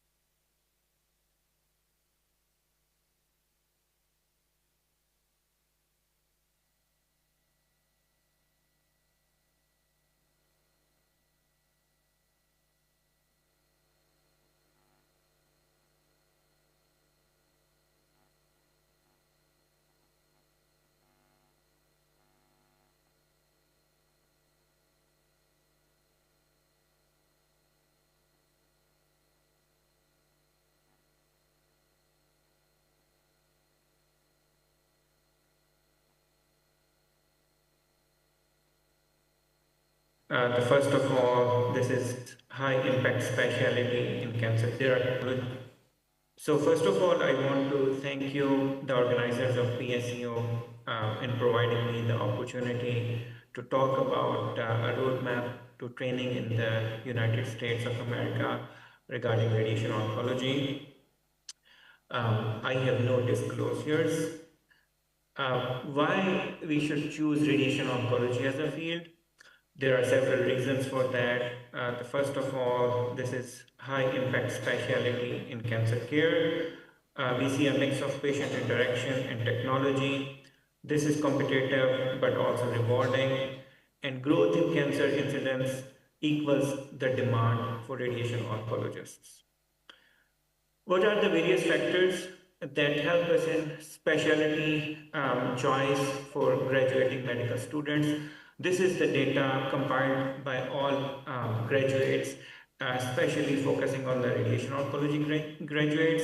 You can see that the first three drivers of choosing the radiation oncology as a specialty are the same among all the graduates, which tend to be their fitting in with the personality, interests, and skills, the content of specialty, work-life balance. All those things are really, really important in choosing the radiation oncology as a specialty.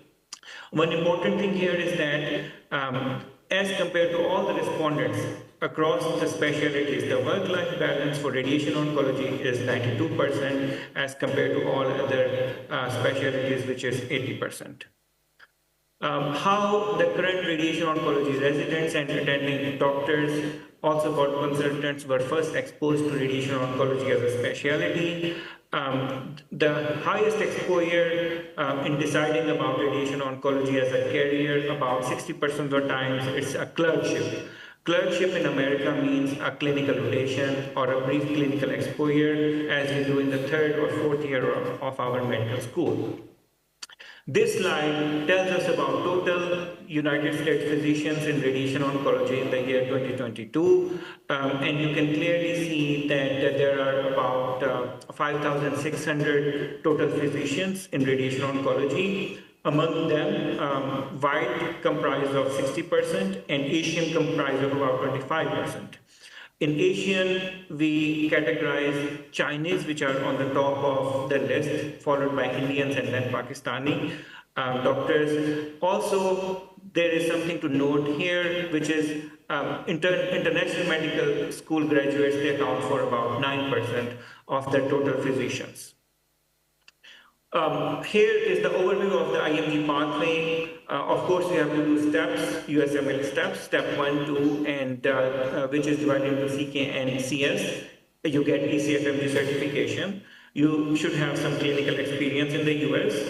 Letters of recommendation are very important to get. ERAS application, an RMP match into radiation oncology residency, and a visa process.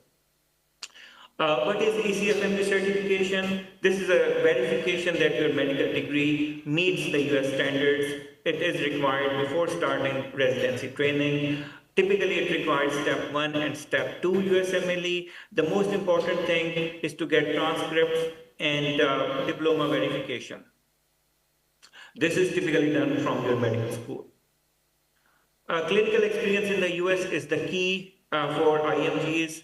You need to get observerships, you need to have some clinical externships, you should have some research rotations or research experience. The goal is to understand the US clinical system, get strong LORs, and demonstrate your commitment. VSLO, or Visiting Students Learning Opportunities, is an online platform developed by AAMC. And the data shows that the total number of applicants in radiation oncology in 2022 to 2023 was about 400, and there were total rotations available about 121, and the radiation oncology rotation that hosted the actual candidates was about 79. Letters of recommendations, or LORs, are very important in getting through the residency program. You should be aiming for 3 to 4 strong LORs from US clinical supervisors. These are best from radiation oncologists and the faculty that you work closely with. Research experience, I cannot emphasize more on that. This is highly valuable for radiation oncology residency. You should have some publications, presentations, posters, abstracts, and the research electives. Extremely important. How medical students, they started having radiation oncology research. This is the focus of the study that showed about 75% of the medical students independently sought research projects during their medical school, followed by 25% of the medical students doing their formal summer research studentship. Coming on to ERAS application components, personal statement, CV, your clinical and research experience, your USMLE scores, and LORs, all of these things count. In writing a personal statement, you should be honest with yourself, and you should be focused on why you are going to choose radiation oncology, what inspires you, what are your unique strengths in clinical research and teamwork aspects, and how are you fit for the specialty. NRMP, or residency match process, you have to typically register with NRMP. The typical cycle is in September and October. You have to submit your ERAS applications. The interview invitations are done in October to January, and then there is a rank order list, and final match day is in the March of every year. This slide shows you radiation oncology applicants by applicant type. You can see that in 2024, there were total 286 applicants. Out of those, 161 were from United States, and about 97 were IMGs, or international medical graduates. You can see that throughout the years from 2022 to 2024, about 35% of all applicants belong to IMGs, or international medical graduates. Traditionally and historically, radiation oncology is considered a competitive field. You need high step scores and a research project. IMGs with strong profile can match in the program. How you prepare for your interviews? The formatting of the interviews could be virtual or in person. You are interacting with your program faculty and residents. You prepare typically with knowing some basic things about the disease science and basic radiobiology, and you should be ready to discuss your research and clinical experiences. Again, visa considerations is not something that is in your hand, but typically J1 and H1B are the categories that are offered to IMGs. But what you can do is that you should be confirming your program sponsorship beforehand, and you should be knowing your requirements and timelines. What are the common challenges for IMGs? US clinical experience, access, visa issues, high competition, and building a research record.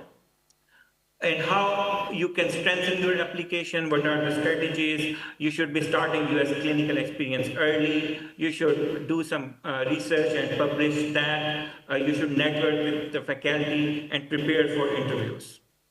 These are the typical resources and societies along with online platforms. You can always Google them, or you can always go into their websites to look more into those programs. What are the tips from those IMGs that are typically matched? Thankfully, in the last 3 to 4 years, I know at least 2 or 3 IMGs that are matched into the radiation oncology. They tell you to always start early. You should be getting LORs from US physicians. Be proactive with your research and practice your interview skills. This slide shows you average applications per applicant, and you can see that in 2024, the average applications per applicant in radiation oncology has decreased about 1% for all. It has decreased about 14% for US medical students, but on the other hand, it has increased about 20% for IMGs. So we are seeing more trend towards radiation oncology in IMGs. In order to get a success in radiation oncology as an IMG, it requires planning, persistence, US clinical exposure, research, preparation for your exams and interviews. It is challenging but achievable. Here you can see that the number of applications per program has increased steadily in 2022 from about 25% to about 45% in 2024. Some words about the IMG alternate pathway for ABR certification. ABR stands for American Board of Radiation Oncology or American Board of Radiology.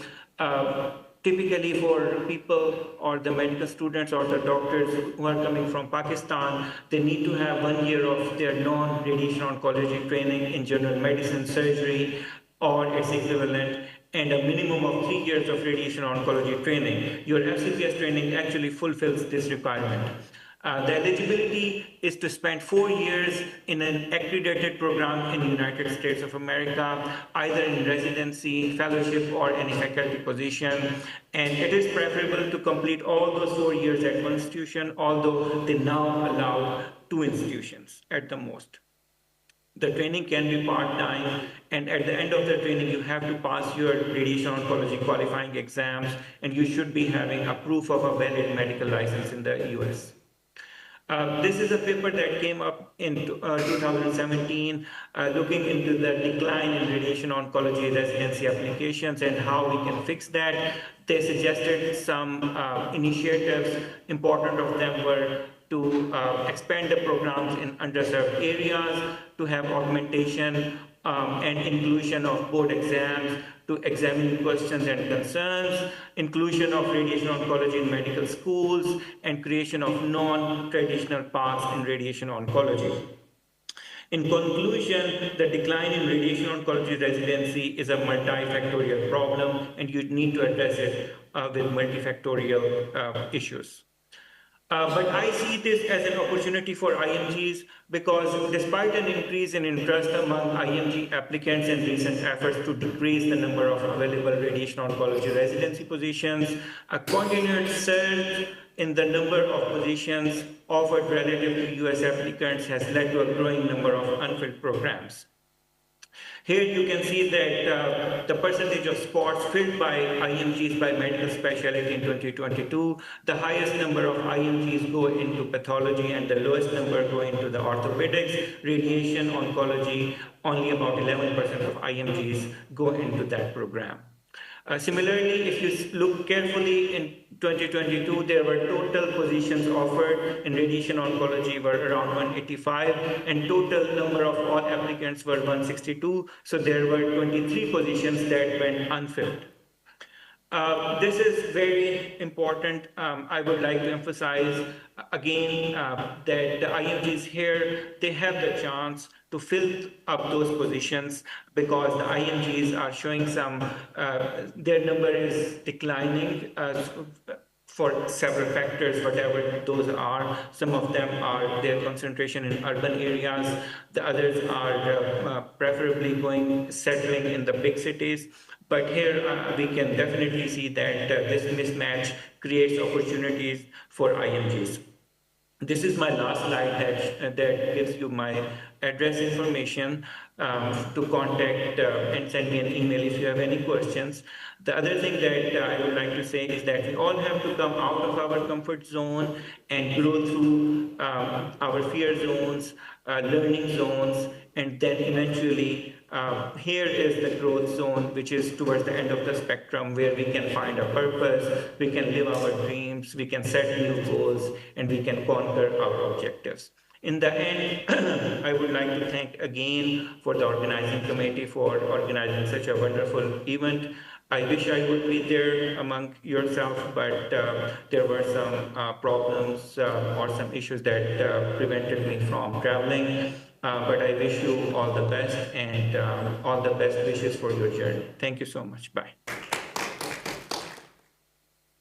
That's very great, mashallah. Dr. Mohsin is actually online and he is watching us on YouTube and Zoom.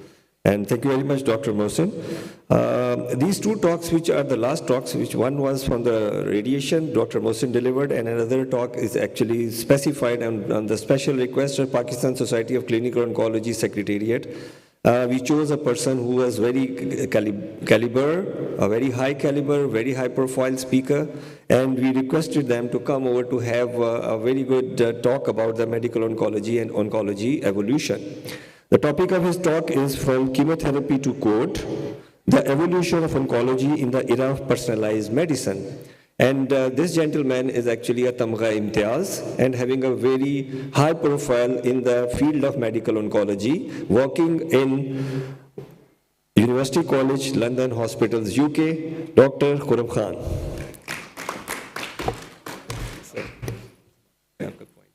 Thank you. Assalamu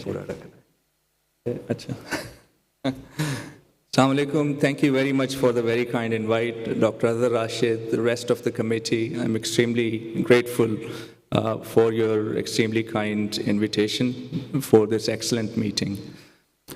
These are my disclosures. Dr. Azhar has given me a bit of a warning that I have to stick to the time, and I can already tell that it's very unlikely, but I'll try my best. So these are the few things that I'm going to cover in this talk. Oncology in the headlines, what has actually transformed? What is personalized medicine? We always hear about it. Is it really about just molecular targeted therapies, or is it more than that? And then, can we be back to the basics? What else can we do? We heard earlier that we have limited resources. So what else can we do for a single patient who's sitting in front of you and I? So look, very briefly, I don't want to dwell too much into some of these slides, but what we see is that there have been many areas in which oncology has moved and improved. Professor Abrar is sitting here, will testify that in 1990s, there were limited number of treatments, a lot of patients had very poor outcomes, and these things have now thankfully improved. But what has happened as a result is we have newer challenges, such as survivorship. So what happens if a patient is cured from cancer, but still, can we really alleviate the anxiety of the relapse, and how do we deal with that? So science is serving the patients, we know, and it is actually astonishing. If you look at the very high impact journals across the globe, most of them are oncology journals, and most of the high impact papers are oncology papers. Why has that happened? Our knowledge and understanding about the genomic landscape of cancer has evolved over time. We know far more than we used to know a few years ago. I remember even during the course of my training, if a melanoma patient presented to us in the clinic, they had just a few months to live. And now we know with the immunotherapy advances, patients may have a number of years to live despite initial presentation with metastatic disease. So we used to treat cancer as a single entity in the sense that this was gastrointestinal cancer, this is other cancers, within the GI cancers, you have from top to bottom different types of cancers, you have skin cancers. But what we now know is that there are lots of overlapping genomic molecular markers amongst all these cancers, and we learn more and more about them. So has that changed? So if you look at the classical hallmarks of cancer, they remain the same, but the therapeutic implications over the years have transformed. And as a result of that, you will see cancer making headlines to the Times, to the Forbes, to all the big journals in the world, which is obviously great news for cancer physicians, but at the same time, it brings us with the challenge of the financial side of things. So there's a lot of money involved with all these medicines. So in terms of the chemotherapy advances now, obviously this is a radiation oncology predominant conference, but as a medical oncologist, we used to be just the people prescribing the chemotherapy. So I think things have improved a little bit compared to that. And if you look at the rise of other targeted treatments such as immunotherapy, in fact, they have transformed. So this brings me to the challenge, which is more knowledge about intratumoral heterogeneity. And what we've learned is that we have always relied on a single tumor biopsy to gain information about the nature of the tumor. But why is it difficult? This is one of my colleagues, Charlie Swanton, who published this paper in New England Journal of Medicine a few years ago. And what it highlighted was that within the cancer, a metastases could actually behave as a new primary, which is astonishing. And that was a huge piece of research. This is me sitting with Charlie. The glass of wine is his, not mine. But nevertheless, what I've learned from him over the years is that you pay attention to every single cancer cell, and you then realize that, how complex it is to treat cancers. So that brings me to what is precision medicine, and the challenge with precision medicine is what you want to do is here at the top, at the bottom right, you want the drugs which are great and they are not toxic. But in real life, we know what happens most of the times is there are drugs which are effective but toxic. So how can we change this paradigm? So we need more information about the tumor landscape because we are relying on the initial tumor pathology, which is a single biopsy. And over the years, one of the areas of my interest has been liquid biopsies because this could give you a better landscape of the whole tumor profile instead of just relying on a single tumor biopsy from one side. So what are liquid biopsies? Are they important? Have they changed the clinical practice? Should the liquid biopsies enter the clinical practice? I totally understand we have cost restraints, so I'm not suggesting that tomorrow we should all go and start using liquid biopsies. That being said, I think it's important that we evolve our thinking process because I know that in our neighboring country, the same tests are now becoming available in not so costly fashion as they are with us. And that is because they're developing their research facilities, thinking about how in 10 years' time, they will have their own panels through which they can gain the same information and access it. So I will go through some of my research, but relatively quickly. So we did this study about a decade ago, was published in 2018 in Cancer Discovery. And what we did was we did multiple solid biopsies and corresponded them with liquid biopsies on a 4-weekly basis.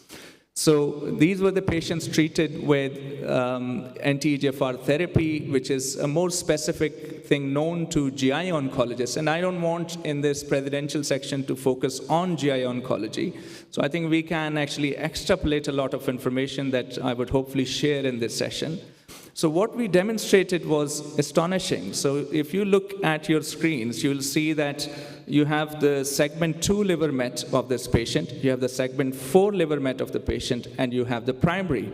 I know these barcodes might look challenging, but it's actually straightforward. So you'll see they're all lightly color-coded in the primary, meaning that we didn't pick up these mutations.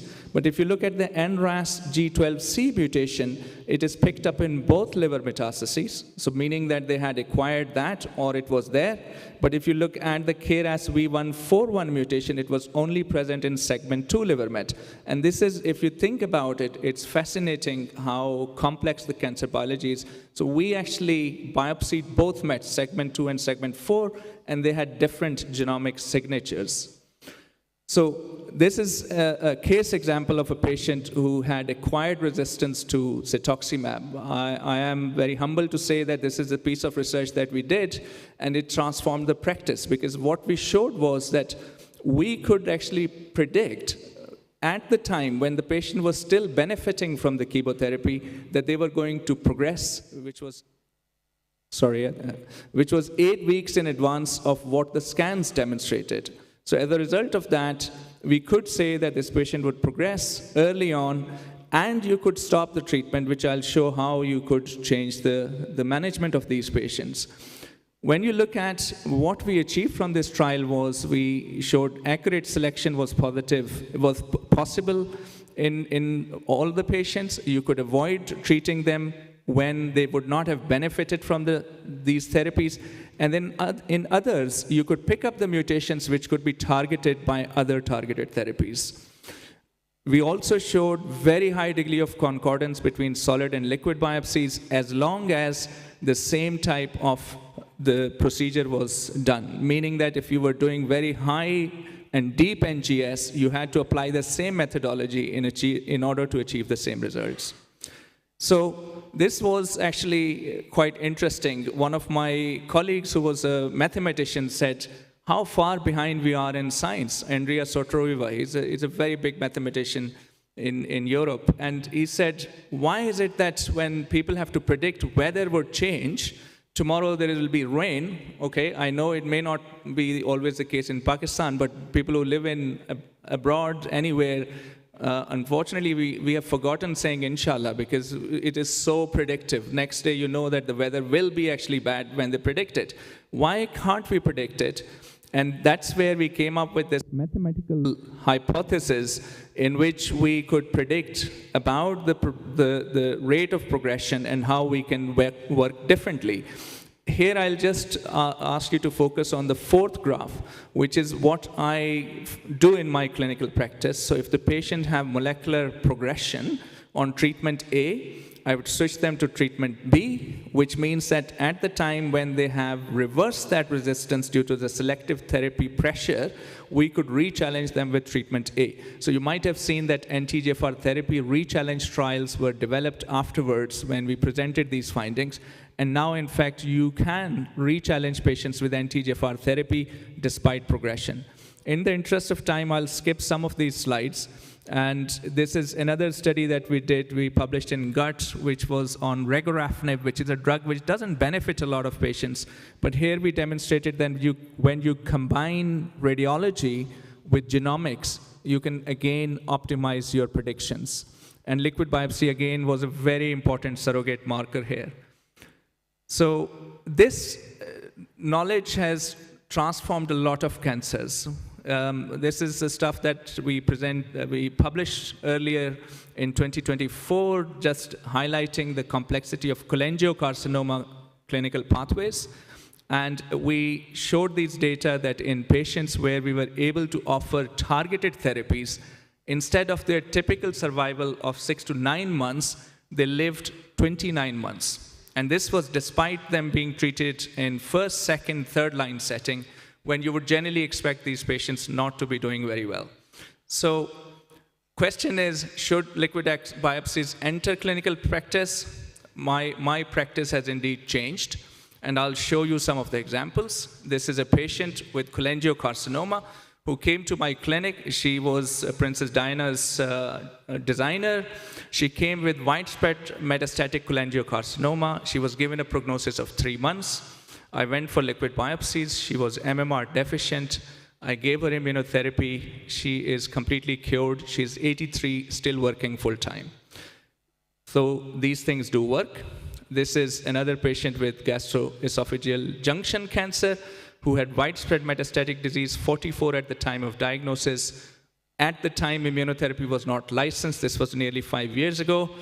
We did the liquid biopsy. She had a very high CPS score. We gave her immunotherapy combination. She's in remission. This is another patient who was 28 years old at the time of diagnosis, had widespread metastatic disease in the liver. You'll see all the black spots. These are cancer lesions. And I did the liquid biopsy test. He had a POLE mutation, and our paper is under review at the moment, where we have presented the 4 case studies of POLE mutations. And this chap actually had complete cure. Despite widespread metastatic disease, what you're seeing is no evidence of metastatic deposits at all, and he's completely cured. Now, I think, obviously, I know we are short of time, but I did want to bring you back to something important. I said to you in the beginning that when we look at personalized medicine, it's not just about expensive medicine. It's not just about genomics. It's about the patient who's sitting in front of you, thinking about old methods. That is also very important. Few very important things I would highlight. So recently in ASCO, ESMO, data have been published which showed in challenge trial, patients who were in a structured exercise program, they had a 7.1% improvement in their survival without doing anything. Well, is that very expensive? No, we can do it here in Pakistan. We also found that offering aspirin to patients with PIK3CA mutations improved their survival outcomes. Have a look at this. So dramatic improvement in overall survival. Vakas and other people showed the data. Very expensive drugs. You use them for a long time period, you achieve minimal benefits, but it does work. So this is coming back to the old principles. Transplant oncology. We always thought that there was no role of transplant in colorectal liver metastases, cholangiocarcinoma liver metastases. What we found is that it does have a role. And I know that we will have more transplant opportunities than the rest of the world, where there are many more ethical challenges. And that brings me to the end of my talk, which often is the more interesting part of my talk, and that is the case study number 4. Everything is possible. So let me show you. This was me in 1996 visiting northern area of Pakistan. I'm there in the middle. I was not a very fat guy. And then I went through my training. Over the years, I didn't realize that I was becoming a giant, actually. So I had gained 106 kilogram weight. And at one point, I am showing you the vertical, the image in a different way, because my face's width was higher than my length of the face. So this was a picture when I was visiting my father's alma mater at Chicago University, and showed him the picture, and he was astonished. He said, "University looks great, but not you." And then I started running about 2.5 years ago. It was a very tough journey. I tried, persevered. Miadad, my favorite player. When I met him, I told him about my childhood stories, and he said, "Doctor Saab, aap itne young lagte to nahi hain." But because that was when I first met him. And then I met him last year, meeting him today again, and now he believes that I was truly young when I was watching him. So I think and this is me, cricket fan, playing cricket with my Ton going first and me later, and this is me more recently. So I think what I'm trying to say is that it's really important the circle of life is like circle of oncology. It's not just about doing things which are very fancy, very expensive. It's about coming back to the basics. And I hope I can convey the message that we can persevere, self-reflect, and respect, and achieve. And that's my summary slide. Sorry, I went over the time. But I think the success today in oncology succeeds. I'll read it out. I hate reading the slides, but I thought carefully about it. Oncology succeeds not merely because of targeted therapies, but because of our understanding about the tumor biology. So improve our understanding, which doesn't have to be expensive. The modern genomic insights, advances in cancer genomics now guide therapeutic decisions. Please don't always think that this is not a cost-effective way of things. It is a cost-effective way because there are some therapies which we are offering to the patients. They're not going to be effective for them, and we will still waste money. Even if it is small, it is still wastage of money. So think about how we can improve. Most importantly, for us in Pakistan, I think the key is multidisciplinary excellence. This is one thing which I feel is evolving, but probably can improve. And the take-home message for me is expanding the horizon of oncology is possible for patients with better disease biology, even when cure may remain elusive, but only within a structured collaborative framework. I once read this very important piece of research, which we should always remember. Sometimes we start thinking on behalf of the patients, but we are not the patients, we are not their families. For patients, sometimes a 1% improvement in survival could be better than what we think we would put ourselves subjected to, meaning that there was this study published in BMJ which showed that an oncologist in a survey, they were asked how much percentage of benefit would you want in order to receive a treatment. They said 50%. Whilst the patient said 1%. That's everything. Thank you very much. Collaboration and respect. Thank you. Thank you very much, Khurram. So finally, we are done with this very important session. And thank you very much, Dr. Khurram. Just to make you a few points to highlight. Number one is this, that relevant to this talk, we are actually having an exhibition, industrial exhibition in the marquee, where we have designed few small components like small stalls called as Pakistan Society of Clinical Oncology के behalf पे PSCO NGS Gallery. इसमें कुछ 2-3 industry के लोग हैं जो उसको कर रहे हैं, and that is for the useful information जो आप, if you want to get that information, so you can connect with those guys. So this was one effort for PSCO to bring and highlight the personalized medicine and personalized oncology, particularly in terms of very precision medicine as well as the stereotactic radiosurgery with the kind of precise and personalized oncology.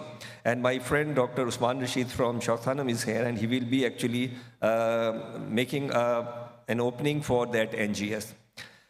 Well, we are already late for 30 minutes. I'm sorry for that, but because our time was 5:15, now we will start at 5:45. It's now 30 minutes break for the tea, but I'll let you know that when we will start, we will try to finish it in like 2 hours ceremony. One or two things I will highlight that we will finish after having this tea break. We will be having a ceremony here, and then we will move towards the industrial exhibition, open that, and then we will move around, and then our ceremony will be finishing. So this is a break for tea, and thank you very much. There is a quote displaying over here, which is for the feedback. So mind it, please. We need feedback for the CMEs. So when we are getting disclosures, or your attendance is actually electronic, and make sure that these codes will be there, and you just code them, and feedback should be given. Thank you very much. Now we are having a tea break.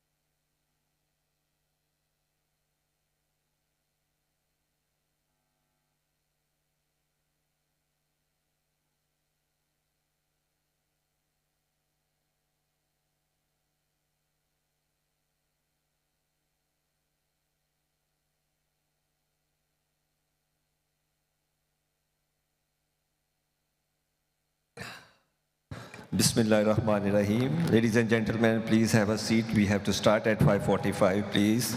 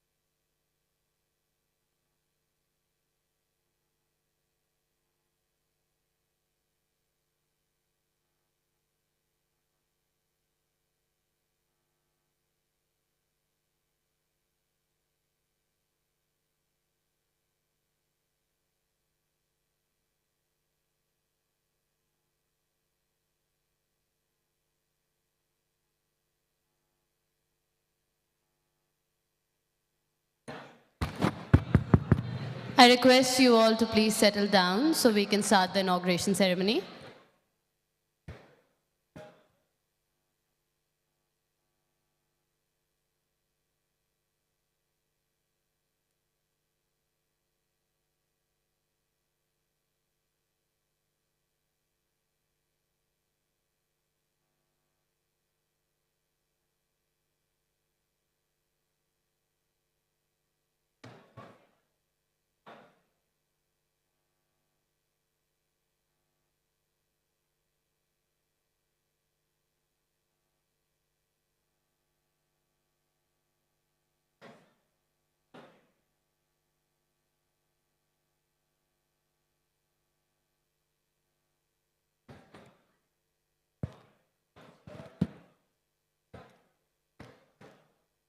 Kindly settle down, audience, please.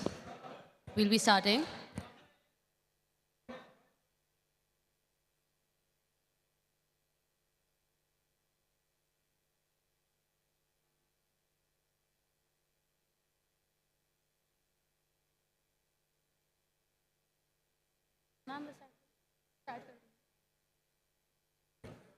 Ladies and gentlemen, esteemed faculty and guests, Assalamu alaikum. Welcome to the 27th Annual Cancer Congress, ONCO 2026. We are thrilled to have you here in the opening ceremony.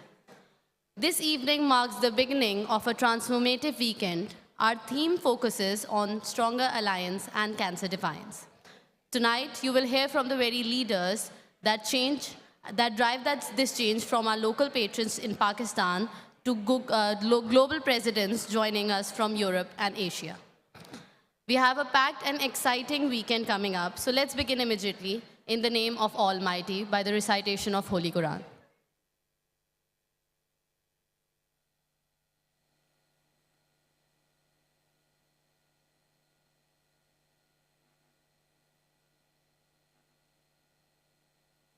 بسم الله الرحمن الرحيم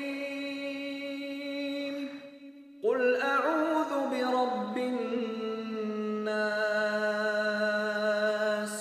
ملك الناس إله الناس من شر الوسواس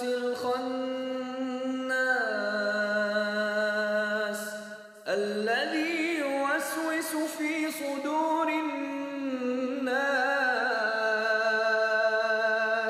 من الجنة والناس.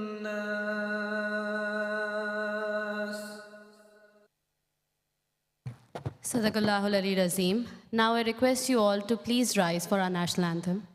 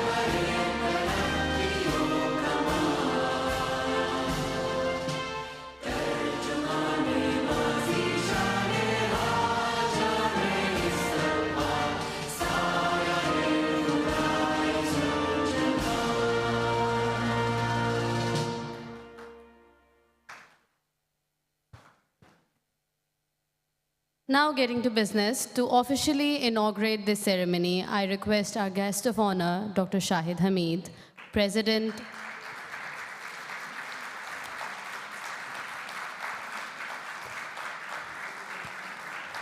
PSCO, Dr. Azhar Rashid, and President SFO, Dr. Ahmed Ijaz, to please join us on stage and officially inaugurate ONCO 2026.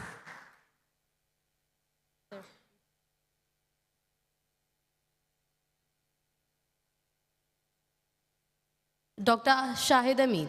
It is an honor to welcome our guest of honor for ONCO 2026, Dr. Shahid Hamid, a distinguished radiation oncologist with over 30 years of experience.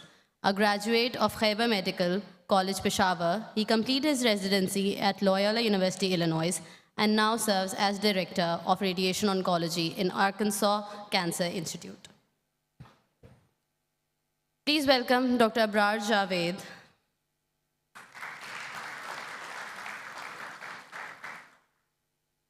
Professor Abrar Javed is the patron of the Pakistan Society of Clinical Oncology and a highly respected academic and clinician. A founding pillar of PSCO, he has played a pivotal role in shaping the society's vision and academic direction through his leadership in the Executive Council and scientific committees. With over 4 decades of experience in clinical oncology and board certification in radiotherapy from Shiraz and Iran, he has made lasting contributions to oncology education, training, and national collaboration, continuing to inspire excellence to cancer care in Pakistan. Next up, I would like to welcome on stage Dr. Azhar Rashid. He's a pioneer in stereotactic radiosurgery in Pakistan and VMAT. He has dedicated his career to advocating excellence in cancer care training and research. As president of Pakistan Society of Clinical Oncology and chair of ONCO 2026, his leadership aims to strengthen collaboration across nations and international platforms.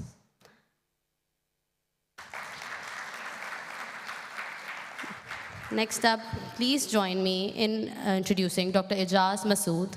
Professor Dr. Ahmed Ijaz Masood is ONCO 2026 delegate member. He's a clinical oncologist with decades of clinical experience in comprehensive cancer care, academic oncology, and professional leadership. He has served as professor of clinical oncology and has made significant contribution to undergraduate and postgraduate oncology. Currently, he is the president of SARC Federation of Oncologists and a senior member of PSCO, playing a key role in strengthening regional collaboration and advanced evidence-based cancer care across South Asia.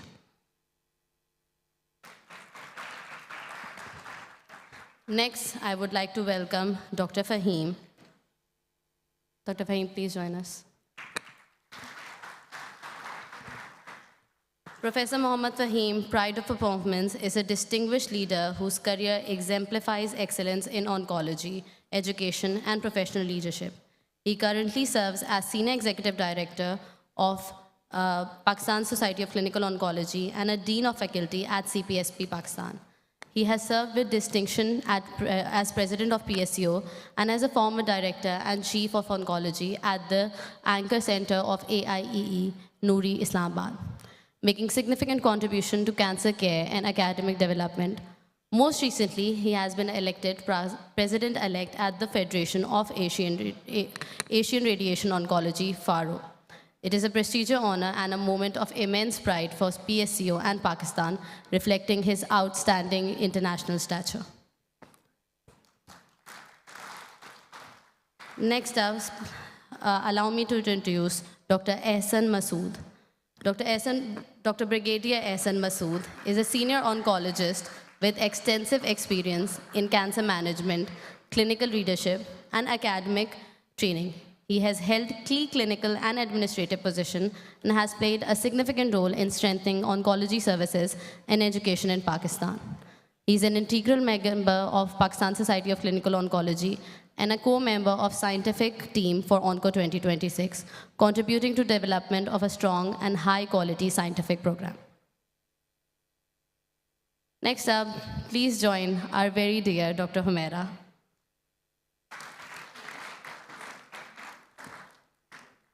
Professor Humaira Mahmood is a highly respected and distinguished leader in the field of oncology in Pakistan, recognized for her decades of contribution to cancer care, academic advancement, and clinical leadership.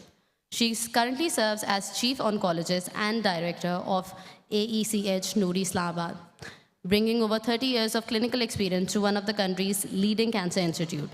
Alongside her clinical excellence, her academic contributions have been instrumental in training generation of oncologists, many of whom now serve across Pakistan. Her academic credential includes MBBS, FCPS, and FRCP, a dedicated mentor and a national leader. She also serves as a Senior Vice President of Pakistan Society of Clinical Oncology, and she is a faculty member of CPSP and is actively contributing to the scientific team of ONCO 2026. Now, please welcome Dr. Asghar Ali Asghar.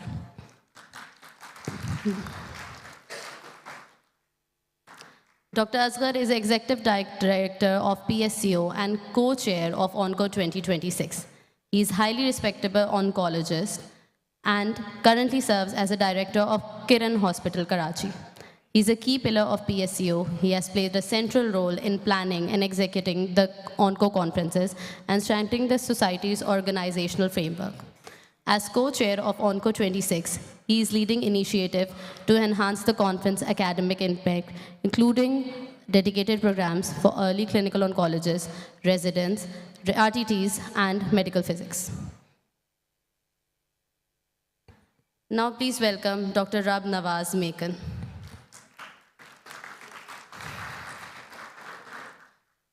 Dr. Rab Nawaz Mekan is the General Secretary of Pakistan Society of Clinical Oncology and a key member of scientific team of ONCO 2026. He is also an Executive Council member of the Federation of Asian Radiation Oncology, representing Pakistan at a regional level. A senior consultant clinical oncologist at Anmol Cancer Hospital, Lahore, he brings decades of experience within oncology system and has made significant contributions to postgraduate training and evidence-based cancer care in Pakistan. Next, please join me in welcoming Dr. Nasir Ali.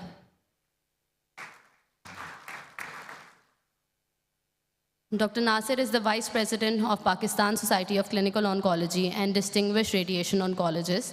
He serves as Associate Professor at the Head of Radiation Oncology at Aga Khan University Hospital, Karachi. Okay, sir. Sir, Dr. Ali. Please welcome Dr. Muhammad Ali Mehman.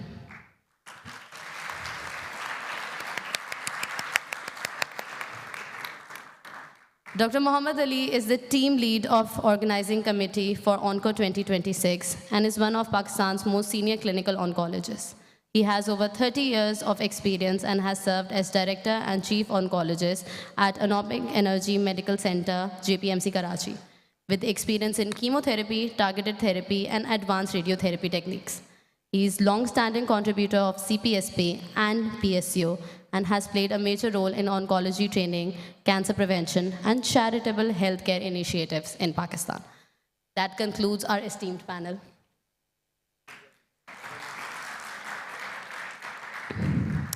As we celebrate the historic 20th annual conference of SARC Federation of Oncologists, we are honored to welcome a true visionary from Nepal, Dr. Madan Kumar Pia. He is the chairman of National Hospital of Cancer Research Center and esteemed patron of SFO. For over 30 years, he has worked to bridge the gap between advanced research and accessible treatment in our region. To address, this concludes our esteemed panel now. So now I would request Dr. Shahid Hamid, Dr. Azhar Rashid, and Dr. Ahmed Ijaz to officially inaugurate this ceremony.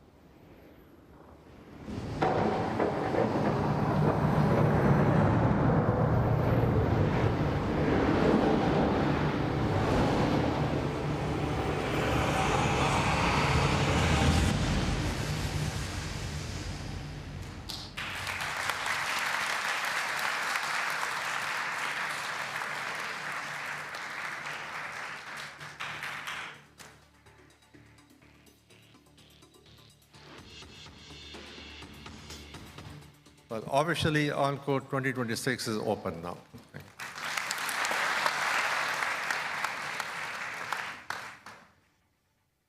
I now invite Dr. Azhar Rashid, President of PSCO and Chair of ONCO 2026, to come and address his audience.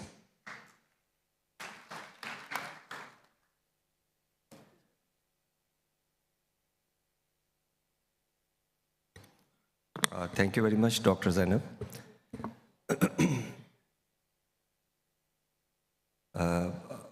I'm here as a chair ONCO 2026 and President Pakistan Society of Clinical Oncology. I will start my presentation.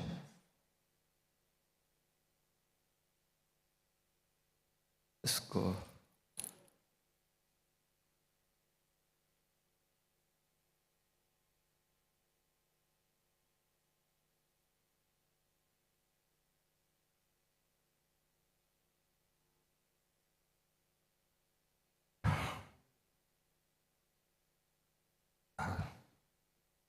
We planned a lot of things with Dr. बेचारा कुछ इस अदा से कि रुति बदल गई कि सारे शहर को वीरान कर गया. So we are having a lot of affiliation with Dr. Arif Jamshed.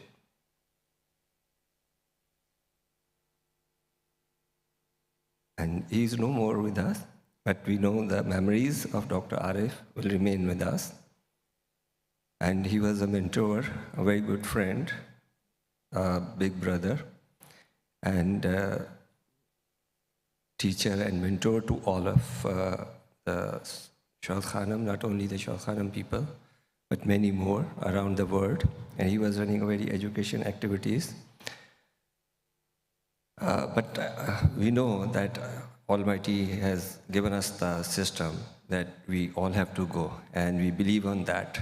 So the part of our condolence is if we complete on that. And then I will move towards the next step. The gentleman sitting as a chief guest, our inspiration, our motivation, is Dr. Shahid Hamid.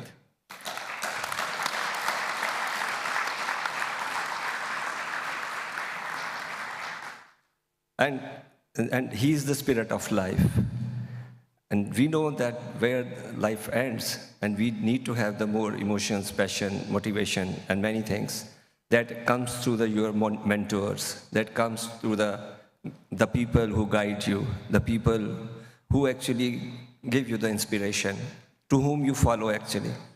So I'm really glad at this point in time that he is here with us. And it's after a long time that many of us who have been working with him, they were blessed to have this kind of teacher and mentor.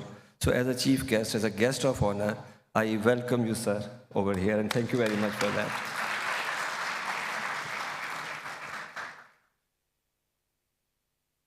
Going with the further respected chief guest, guest of honor, distinguished international faculty, national faculty honored guests, colleagues, and friends, it is with great pride that I welcome you all on ONCO 2026, the 27th Annual Cancer Congress of Pakistan Society of Clinical Oncology in collaboration with SAC Federation of Oncology. Your presence here today reflects a shared commitment to learning, collaboration, and advancing care for the patients and communities we serve. I would like to begin with expressing my sincere gratitude to Chief Guest Dr. Umar Atiq, who at the last minute could not make it to come over.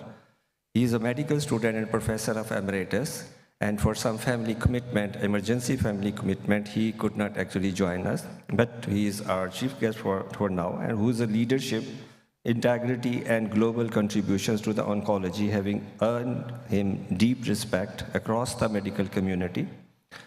I also extend my heartfelt appreciation to our guest of honor, Dr. Shahid Hamid, whose guidance, support, unwavering commitment to oncology education have been instrumental in strengthening professional collaboration. His role in bringing together leaders and colleagues from across regions exemplifies the spirit of unity that defines ONCO 2026. I would like to acknowledge Dr. Madan Kumar Pia, patron of SAC Federation of Oncologists, for his continued efforts in fostering regional cooperation and academic exchange. Such partnerships are essential as well as collectively address the growing challenges of cancer care in our part of the world. I would like to sincerely thank to Dr. Muhammad Fahim, Dr. Ijaz Masood, Dr. Ehsan Mahmood, Dr. Nasser Ali, Dr. Abnawaz Mekan, faculty members, panelists, sponsors, event manager, media team, and volunteers whose dedication and hard work have made this Congress possible. I would like to offer special appreciation to Dr. Asghar H. Asghar, a very good co-chair of this conference, always standing for everything with me, and a very, very good gentleman. And I always praise him that he's always there whenever you need him. and one and the only Dr. Muhammad Ali Memon.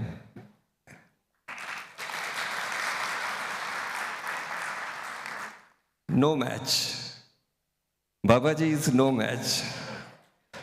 The chief organizer, and for their leadership and tireless efforts in planning and delivering a high-quality scientific program. I also extend my gratitude to all members of the Executive Council, whose guidance and support have been instrumental in making ONCO 2026 a reality. Events of this scale are truly a collective achievement, but on collaboration and shared purpose. I encourage each of you to engage openly, share your experiences, and build connections that extend beyond this gathering. I would particularly like to highlight the importance of our junior colleagues and the next generation of oncologists for whom this platform serves as a vital space for learning, mentorship, and professional growth. It is through their curiosity, dedication, and fresh perspectives that the future of oncology will be shaped, and it is our collective responsibility to guide, support, and inspire them. This year's Congress has been thoughtfully designed to reflect both the evolving landscape of oncology and the practical realities faced by clinicians today. Alongside a strong scientific foundation, ONCO 2026 introduces new academic dimensions aimed at broadening perspective, encouraging dialogue, and addressing emerging priorities in cancer care. Our goal has been to create a platform that is relevant, forward-looking, and impactful. Few of the slides regarding our agenda. This agenda was approved by the Medical Ethical MedTech, which was one of the non-controversial or non-commercial organization for this scientific agenda. So we made it like this. And the footprint of this conference is actually 16 nations are representing from different continents. This is the geographic diversity.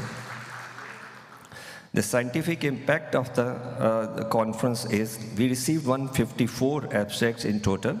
Preferred paper section was very heavily received the number, but we selected 44 travel grants. So this was 44 paper was selected, and we received 55 poster presentation, out of which we received 34 prepared posters, and they will be contesting for the prizes and other things.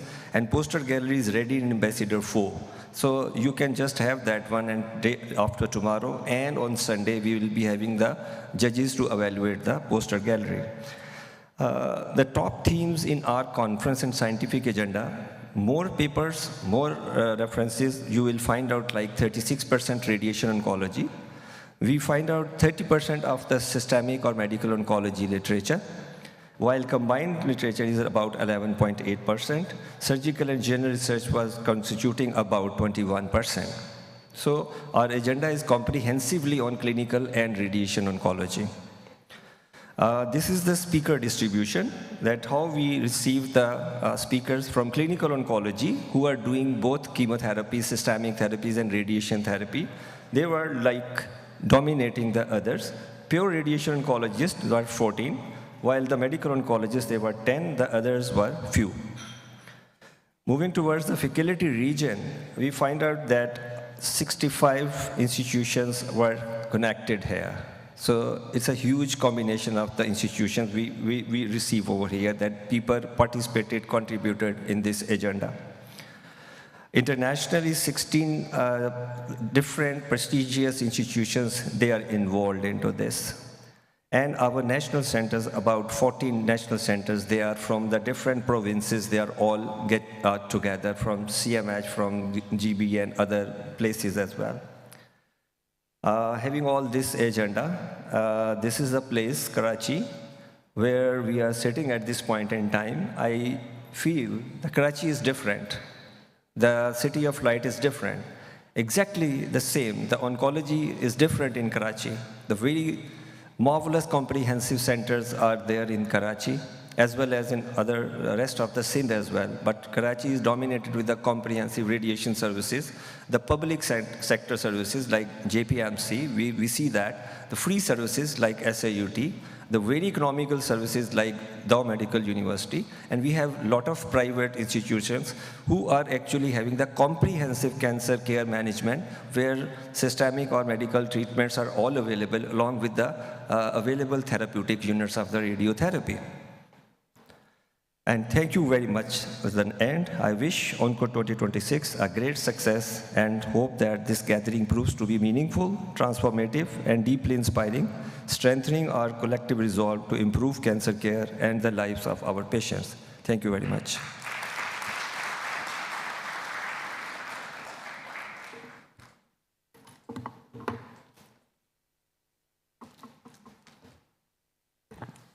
Thank you, Dr. Azhar, for that very comprehensive brief on ONCO 2026. Before we proceed, we must pause to honor a giant upon whose shoulders we stand. We recently lost Dr. Arif Jamshed, a figure whose 4 decades of service at Shaukat Khanum Hospital defined oncology in Pakistan.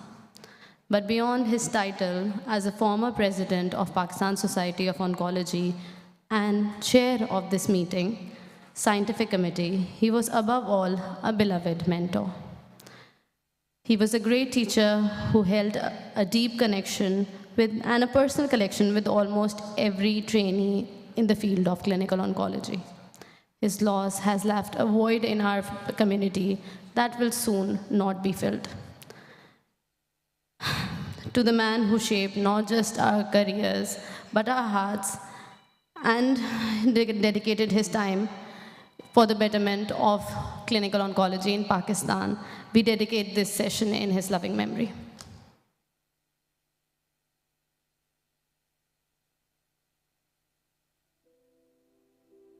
Some lives do not conclude with an ending. They endure in the standards they establish. Some lives do not conclude with an ending. They endure. Dr. Arif Jamshed lived such a life. In the standards they establish, the minds they shape, and the principles they leave intact. Dr. Arif Jamshed lived such a life.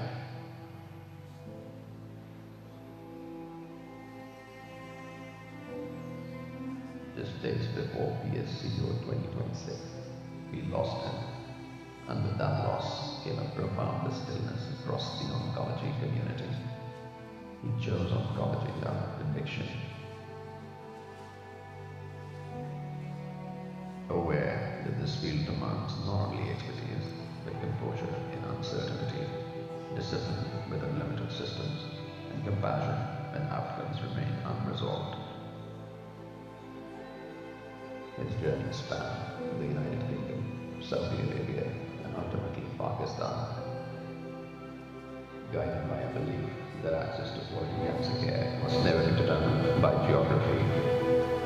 At Shaukat Khanum Cancer Hospital, he strengthened institutions, refined practice, and upheld integrity in patient care. Yet, his most enduring legacy lives in its trainees, to whom he imparted a rigor, judgment, and a deep sense of responsibility. Through them, his influence continues across borders. Today, PSCO gathers without him, but his presence endures in the standards he defined and the direction he gave us. Thank you, sir. My name is Dr. Atif and I have been Arif's class fellows from the medical college. We graduated at the same time, अब फिर हम लोग दोनों England चले गए. अल्लाह ताला उसको जन्नत नसीब करे. बिस्मिल्लाहिर्रहमानिर्रहीम. इन्ना लिल्लाहि व इन्ना इलैहि राजिऊन. जब अमेरिका में मुझे आरिफ जमशेद की नागिहानी मौत का इल्म हुआ तो मैं तो शौक में ही चला गया. इतना अच्छा दोस्त, इतना प्यारा डॉक्टर, इतना प्यारा साइंटिस्ट, इतना प्यारा उस्ताद और सबसे बढ़कर बेलौस. अल्लाह ताला उसकी मग़फ़िरत करे. He was not only a teacher, he was a mentor and a best friend. He left marks on so many lives. I inspired a lot from his patients and kindness. Dr. Arif Jamshed, we always miss you. My friend Arif Jamshed, everybody knows, the whole Pakistan knows, he was a top radiation oncologist. His fame spanned from Peshawar to Karachi. He had the abilities and he had the potential and he had the knowledge that he could have gone to any top-notch cancer center in the world like Sloan Kettering or MD Anderson. However, he was a patriotic Pakistani and he wanted to serve the cancer patients in Pakistan, which he did over 2 decades in Shaukat Khana Memorial. A lot of people don't know about the other aspects of his personality. He had multitudes of personalities. He had the sharpest mind, he had a cutting wit, and his memory was photogenic. Among the friends, he was a great friend. मेरा नाम एज़द है, इकबालियन हूँ 1985 के session का और आरिफ का class fellow हूँ। हमारी क्लास का बेहतरीन आदमी था और अगर मैं कहूँ कि फादरली फिगर तकरीबन उसकी थी हमारी क्लास के लिए, तो हमारी क्लास अब यतीम नहीं है।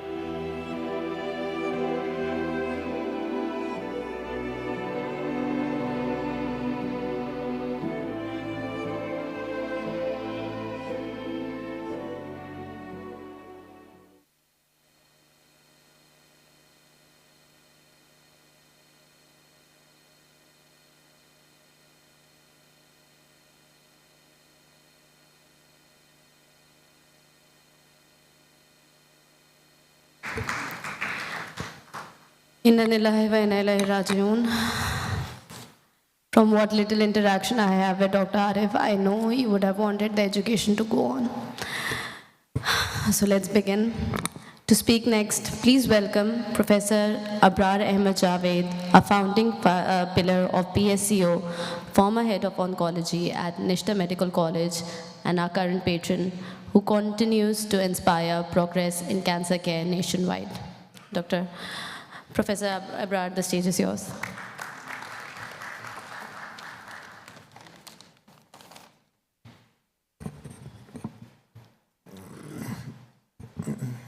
Esteemed guests, delegates, ladies and gentlemen, it is indeed a great honor as a patron to address this august audience. As we gather here today, we are reminded of the profound impact cancer has on lives of individuals, families, and communities around the world. For over 40 years, PSCO has been the national voice of oncology in Pakistan, promoting education, ethical practice, and research and collaboration. These conferences reflect our efforts to improving cancer care for our patients and to connecting Pakistan with global oncology community. These meetings, being a beacon of hope for patients, survivors, families affected by cancer, are also a testament to the tireless efforts of researchers, clinicians, and caregivers to push boundaries of cancer treatment. In Pakistan, as we have been shown today in some sessions, that as in other low to mid-income countries, more than 50% of patients present with advanced incurable disease, requiring palliative care. In such a setup, the facilities for which are scarce. Preventable cancer, those related to tobacco and hepatitis virus, constitute nearly 1/3 of all cancers. But today's sessions have shown us today that science advances with continual discovery and correction of error. Khurram's paper was one evidence of it. I would like to thank and offer my sincere appreciation to the President, Dr. Azhar Rashid, for his outstanding leadership and dedication. And under his leadership, he has achieved new levels of scientific excellence and an international engagement. Also, my thanks goes to Dr. Muhammad Fahim, our ex-president, for his election as President-elect of FARO, the Federation of Oncology Society of Asia. This is a proud moment for Pakistan and a testament to his leadership and to our country's growing role in regional and global oncology. Pakistan Society of Clinical Oncology recognizes our government's efforts to develop new and to modernize the existing cancer treatment facilities in the country. Ladies and gentlemen, cancer knows no borders, but neither should efforts to fight it. I hope that the deliberations of this conference will inspire and strengthen collaboration, innovation, and reaffirm our shared mission to give every patient the best chance in his life. Finally, I thank Dr. Azhar Rashid and his team who have organized this conference in such a good manner. Thank you and God bless you.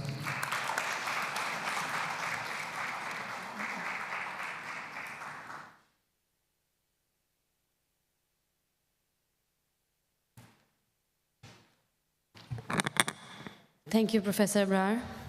As we celebrate the historic 20th Annual Cancer Conference of SARC Federation Oncologists, we are honored to welcome a true visionary from Nepal, Dr. Madan Kumar Pia. He is the chairman of National Hospital and Cancer Research Center and an esteemed patron of FSFO. For over 30 years, he has worked to bridge the gap between advanced research and accessible treatment in our region. To address the gathering, please welcome Dr. Madan Kumar Pia.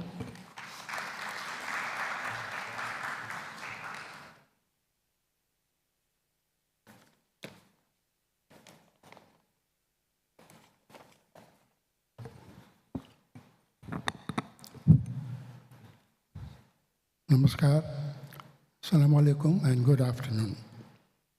Guest of honor, Dr. Saeed Hamid, Chairman of the conference, Dr. Azhar Rashid, Patron of PSCO, Professor Abrar Ahmad Javed, dignitaries on the dais, and dear colleagues.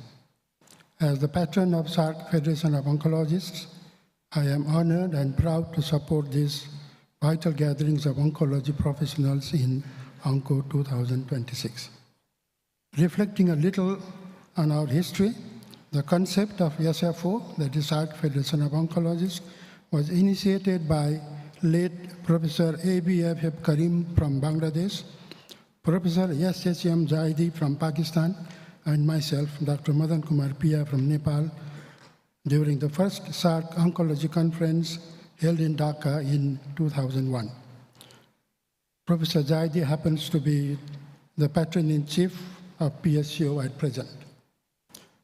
Late Colonel Tariq Ansari, Professor Abrar Ahmad Javed, Professor Sariyar, and Professor Ijaz Masood have played a significant role in participating and helping to improve the standard of SFO during their presidency of PSCO. After Dhaka, the conference was held in Kathmandu in 2003, Goa, India in 2005, Karachi, Pakistan 2007, Kandy, Sri Lanka in 2009, and 2001 in Thimphu, Bhutan. Apart from this,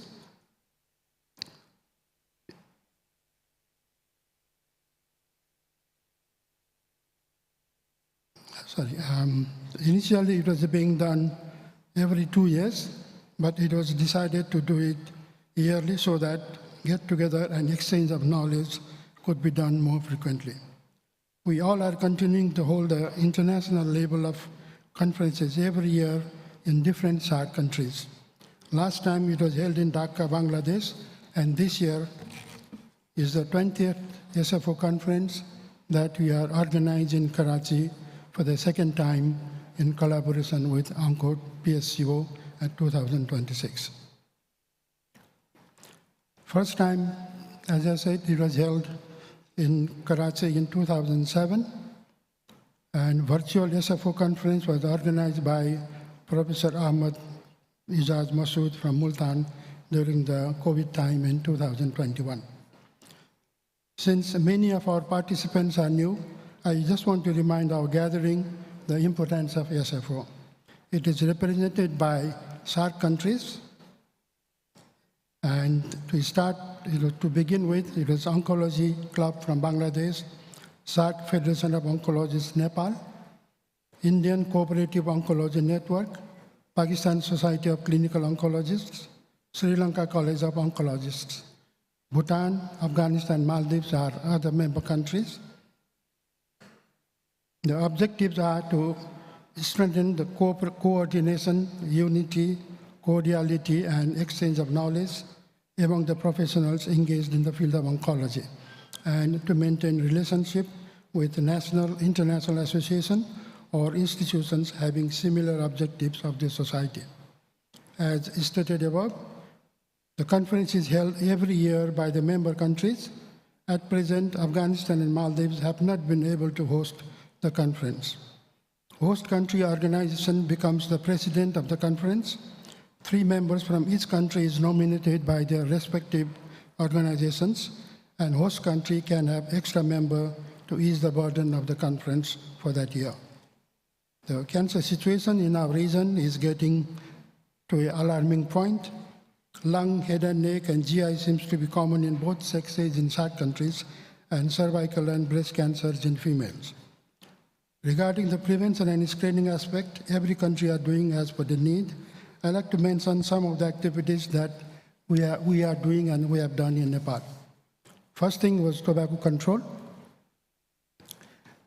Of course, it is not a control, but what Nepal did, we asked the government to do is to initiate or to introduce 1 paisa tax per stick of cigarette. That was introduced the bill was introduced in 1993, and the spend is earnings from that money to go for the cancer-related products. But later on, the money raised from this and alcohol taxes was spent in all the cigarette and alcohol-related diseases. Advertisements are banned in medias and papers, and in 2023-24, total amount of rupees, Nepali rupees, raised from the tax revenue was 84.57 billion rupees. So that is quite a lot. Vaccination programs have been introduced about HPV and hepatitis B vaccinations. Screening and early detection programs for breast, cervical cancer, pap smears, and oral cancers are also being done. I wish all participants a successful conference filled with meaningful discussions and innovative ideas. Let us continue our collective efforts to improve outcome for cancer patients in the SAARC region. We should continue to encourage the training and exchange of knowledge among our regions with less facilities. I also would like to thank current President Professor Azhar Rashid, Mohammad Fahim, his entire team, and PSCO for organizing this conference, along with SFO, and wish everyone a great success. Thank you all for coming to attend the conferences from different countries, and hope you all will have a wonderful time in Karachi.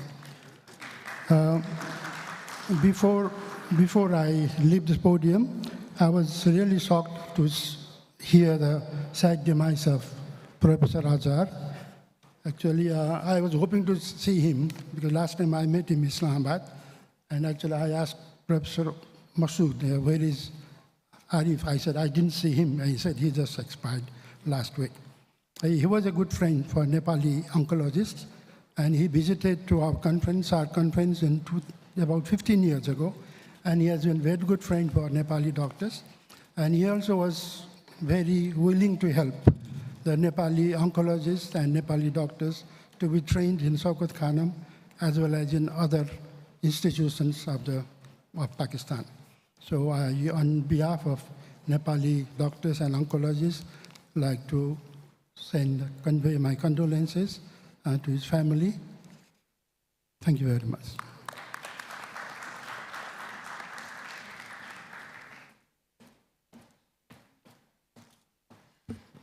Continuing our regional dialogue, please welcome Professor Ahmed Ijaz Masood, President of the SARC Foundation of Oncologists and former Vice Chancellor of Nishta Medical College, renowned for his work in breast cancer and sarcoma. Sir, the stage is yours.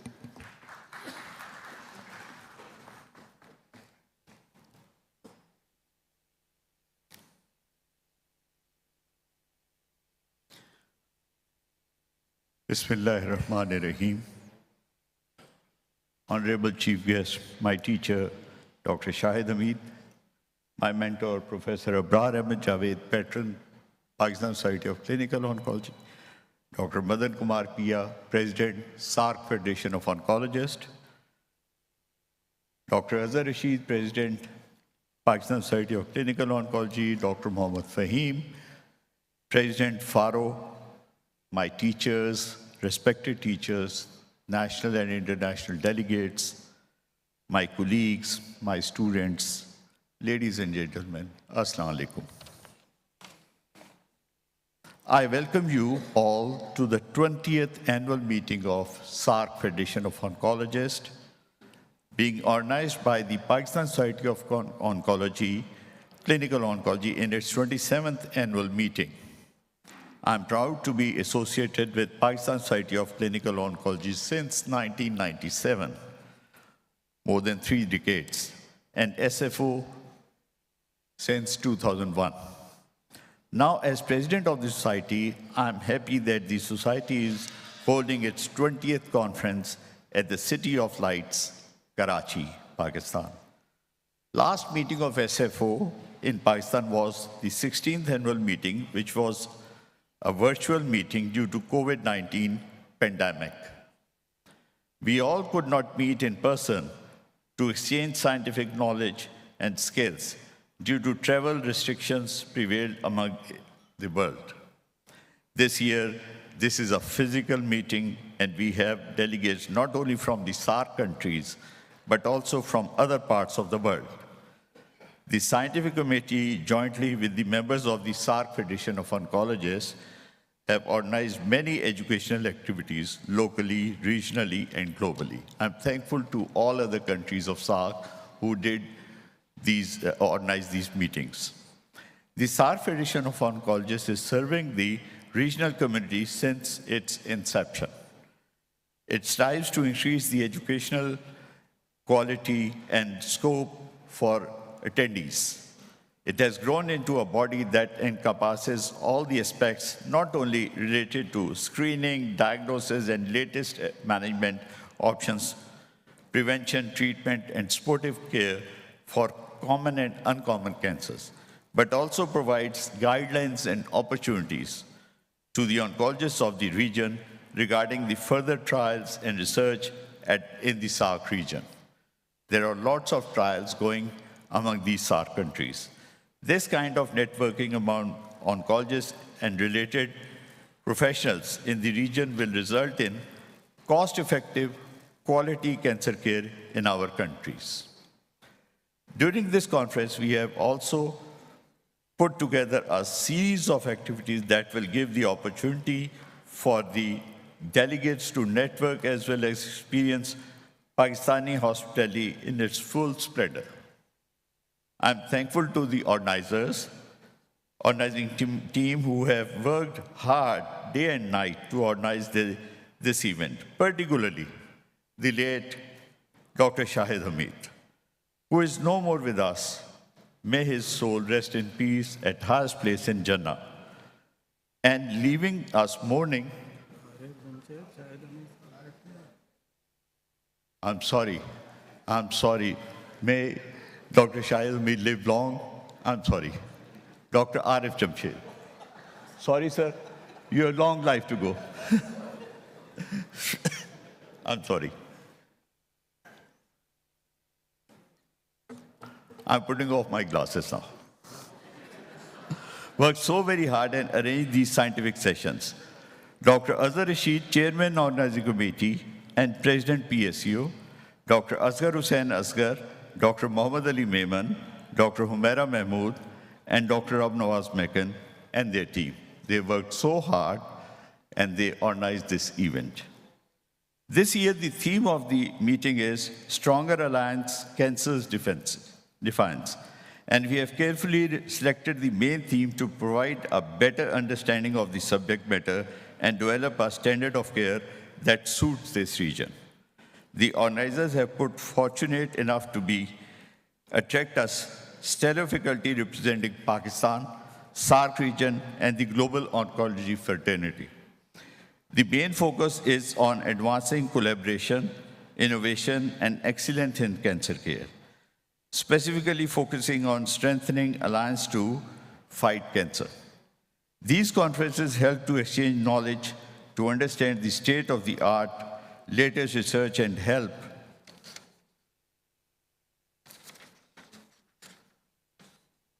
to bridge any lacuna in understanding the required expertise for the professional. Such meetings are also opportunity and an easy way to keep oneself involved in the continuous medical education. Once again, I congratulate the organizing committee for their cooperation and hard work to bring together learned local and international faculty to Karachi. I hope you will enjoy your stay at Karachi. Finally, I would like to express my sincere gratitude to all the delegates from Pakistan Society of Clinical Oncology, SAARC Federation of Oncologists, and other parts of the world for having trust on me and our team of the organizers and to execute the duties as the President of SAARC Federation of Oncologists. Thank you very much. Assalamu alaikum. Once again, I'm sorry for the mistake.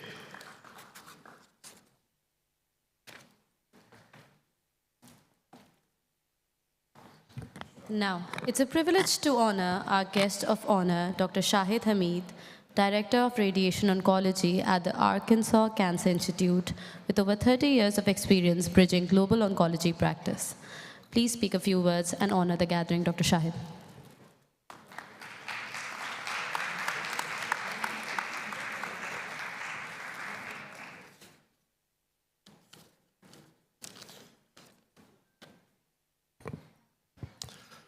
Bismillah ar-Rahman ar-Rahim. Dear dignitaries, colleagues, dear students and friends, it is truly an honor to be here today as a guest at this cancer symposium.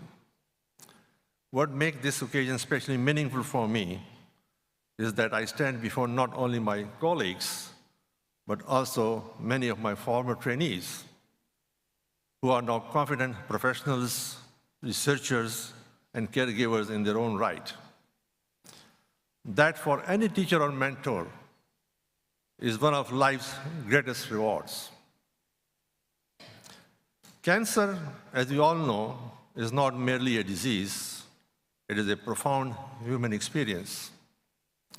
It tests silence, challenges health system, and most importantly, touches the patient and families at their most vulnerable moments. Over the years, we have witnessed remarkable advances in prevention, diagnosis, and treatment, from precision medicine to immunotherapy, from improved surgical techniques to holistic palliative care. Progress has been real and meaningful. But let us also remember that cancer care is not driven by technology alone. It is driven by people, by dedicated clinicians, researchers, nurses, technicians, counselors, and public health professionals who bring compassion along competence. Science may guide our hands, but humanity must guide our hearts. Now I want to say a few words to my trainees here today, whom I'm really pleased to see them. They're all here today. Seeing you contribute to this field fills me with pride.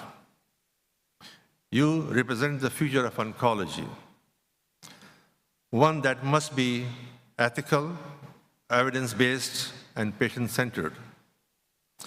Never stop questioning and never stop learning. And never forget that behind every case number is a person who has trusted you. To my colleagues here, forum like this, symposium, are vital. They allow us to exchange ideas, challenge assumptions, and build bridges. Cancer does not respect boundaries, neither should our efforts to combat it. Let us continue to work together across specialties and institutions for better outcomes.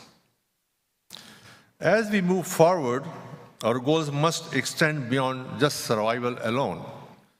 Quality of life, early detection, affordable care, and equity and access are equally important. Research must translate into practice, and practice must inform research. I congratulate the organizers for putting together this important scientific program and thank them for invitation and the warmth I have received. I wish the symposium great success and hope that the discussion here will lead to meaningful actions. Now, on a personal note, I want to say a few things about my best friend, brother, colleague, late Dr. R.F. Jamshed. What an icon. He left us too soon. He left a void I don't think anybody can fill. He was a great mentor, teacher, and a fatherly figure to many young trainees, I'm sure, who are sitting here in the crowd. Well, Arif, you'll be missed dearly by all, for all times to come.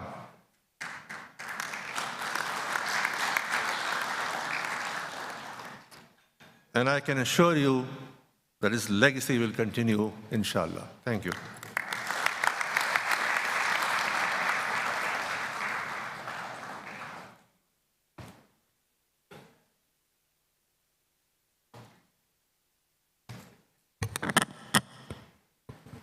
PSCO is going beyond borders, and the living embodiment of that fact is Professor Mohammad Fahim, Executive Director of PSCO and former Chief Oncologist at Nuri.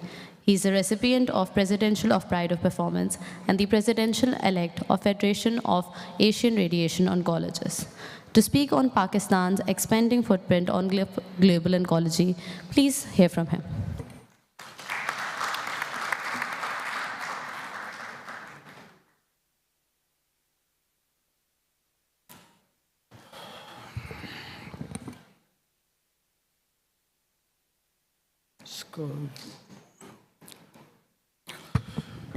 أعوذ بالله من الشيطان الرجيم بسم الله الرحمن الرحيم يا ربي لك الحمد كما ينبغي لجلالي ووجهك وعظيم سلطانك. Assalamu alaikum and very good evening. It's always been a great pleasure to be here in PSCO's annual cancer conference. This is the 27th conference, and I can see a lot of dignitaries and delegates from abroad and within Pakistan, but whom I am not seeing is a legend. But I can feel him. For our delegates, welcome to Pakistan, the land of beauty and architectural diversity.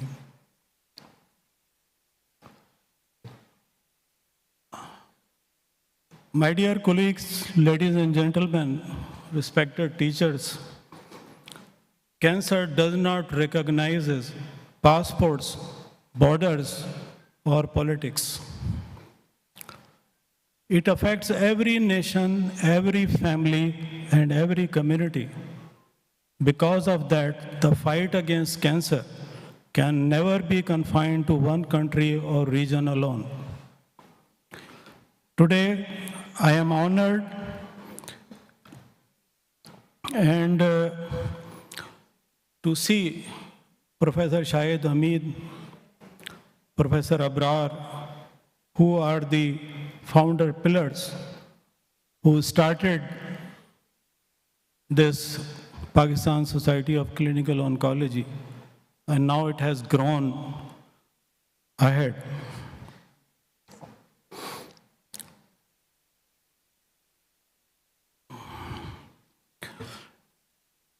Now what PSCO is?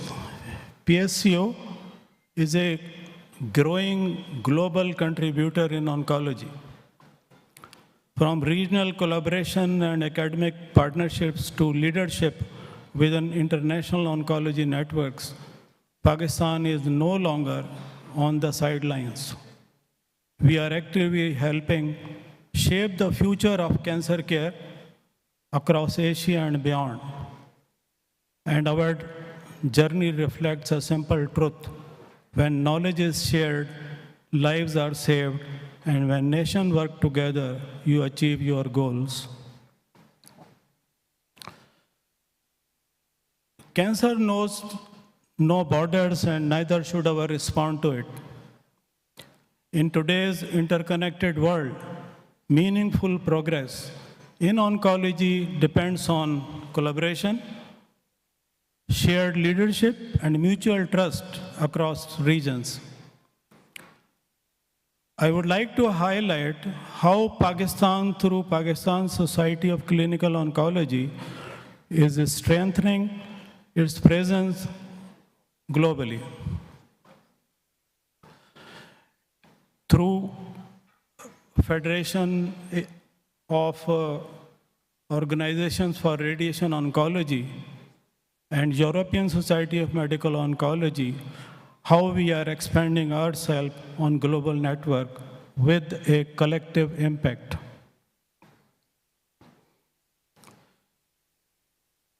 PSCO is serving as a central platform uniting oncology disciplines across Pakistan since its inception in 1985. And we are blessed here that the people who started it, Professor Abrar, Dr. Usman, and there are so many legends who started this and now is a grown-up tree. And not only as a grown-up tree, but also is a global leader as well. Our mission is to extend beyond national education. It actively promotes international collaboration, guideline harmonization, and academic exchange. Through PSCO, Pakistan speaks with a unified voice to the global oncology community without discrimination, because cancer has no religion, no race. PSCO is serving as a mother society of oncology in Pakistan, and this is a historic fact. It is uniting the clinical and radiation oncology, medical oncology, clinical hematology, surgical oncology, and pediatric oncology on one platform. By bringing all these specialties together, PSCO strengthens multidisciplinary cancer care, education, and research, ensuring that our efforts remain collaborative, coordinated, and always focused on one thing, that our patients should get the best possible treatment, the treatment which is available, whatever the treatment is available in the world. PSCO's mission is to strengthen cancer care across Pakistan. We support national oncology education, international collaboration, academic exchange, guideline harmonization, and above all, we are committed to empower young oncologists, the dream of late Professor Arif Jamshed, and ensuring a strong representation and opportunity for women in oncology. Although the women are already dominant, but we want to bring them in the society to make them more dominant.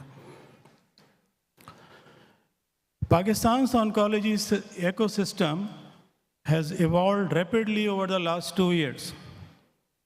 We now have expanding cancer centers, growing trained workforce, and increasingly participation in research and clinical trials.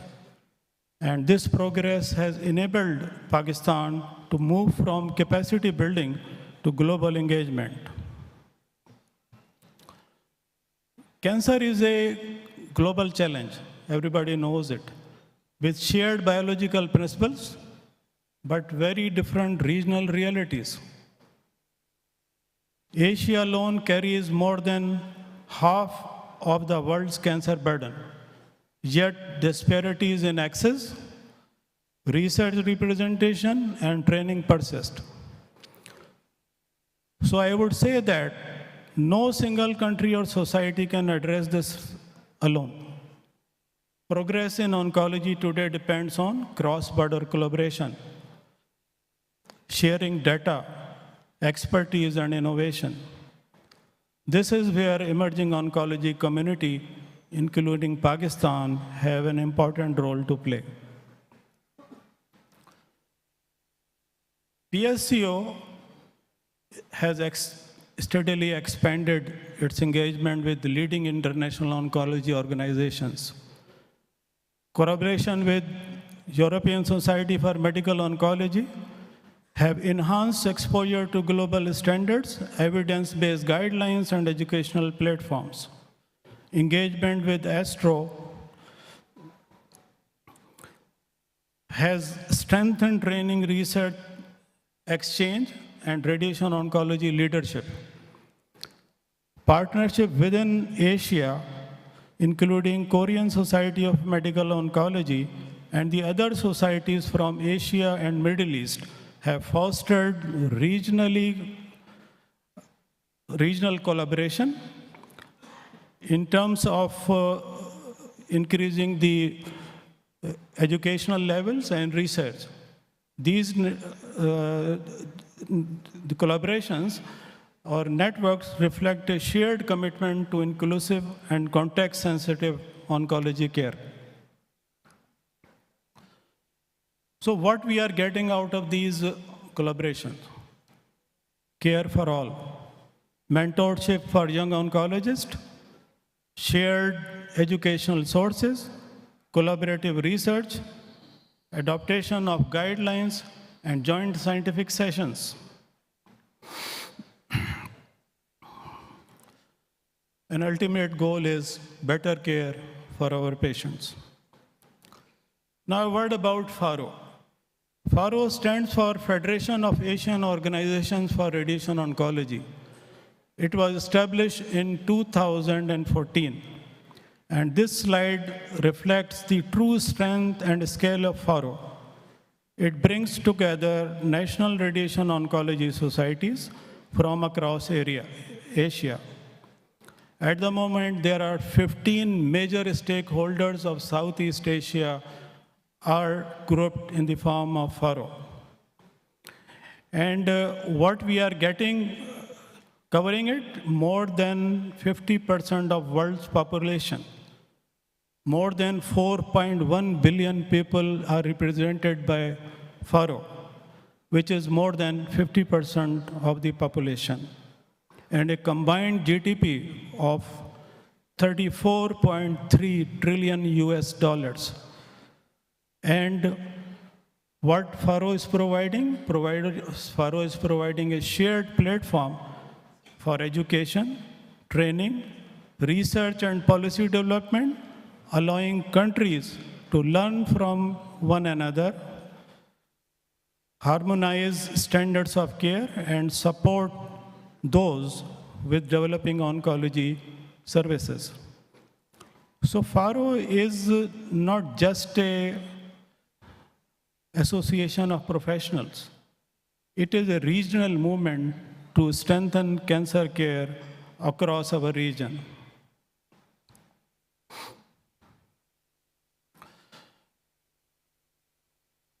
Alhamdulillah, I have been elected as FARO president-elect.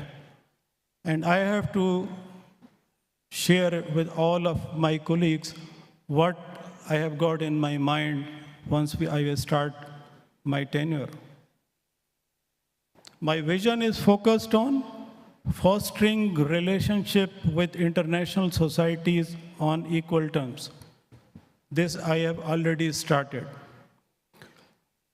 Regionally, networking with other regional stakeholder societies, which we have already started. On organizational level, ensuring equity, support education, fellowship, innovation, and research. Then, interinstitutional partnership. Expand state-of radiation treatment across all member nations. And the last one, which is the most important one, is the sustainability in terms of finances, to stabilize the resources, to carry on the strategic partnerships.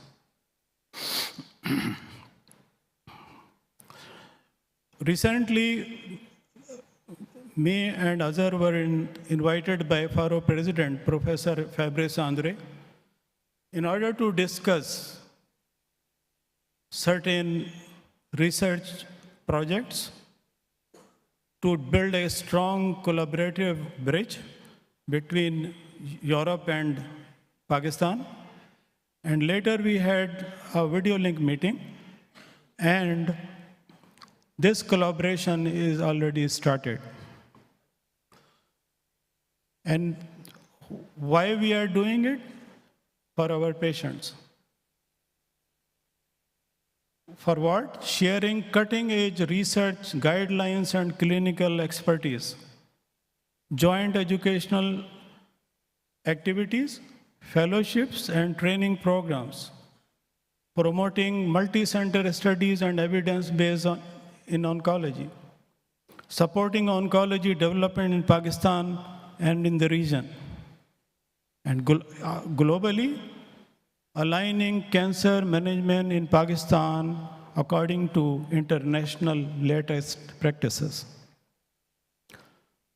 Now, a word about IRON. IRON is an international radiation oncology network. This is the brainchild of International Atomic Energy Agency. And the purpose is to promote global collaboration in radiation oncology in efforts to improve access to and implementation of radiation globally and ensure that radiation oncology is supported by the global oncology community through meaningful research and other collaborations. This is a global collaboration formed by 5 major regional bodies. FARO is a part of it. The others are ISTRO, ASTRO, ELATRO from Latin America, RANSER from New Zealand and Australia, and they have been having other participating organizations. Royal College of Radiologists UK, African Radiation Oncology Group, and American Association of Physics in Medicine are also part of it. And the purpose is to support those who are deprived of certain treatments. And this IRON is providing a powerful platform for worldwide cooperation in education, research, and standards of care in radiation oncology. And alhamdulillah, we are part of it. And here we can see that ASTRO advances science, FARO unites Asia, IRON operationalizes capacity building through IAEA, and PSCO links these globally at the national level. This is showing the most important geographic location of Pakistan on world map. Why? Because Pakistan is well positioned to act as a regional bridge linking Southeast Asia, Middle East, and East Asia. Through PSCO and FARO and ASMO, Pakistan can host joint meetings, multi-center studies, and training hub This is a leadership opportunity grounded in collaboration, not in competition. So what we are expecting in the short term, joint scientific sessions, share guideline initiatives, expanded fellowships, medium term, multinational Asian clinical trials, digital educational platforms, young investigator programs.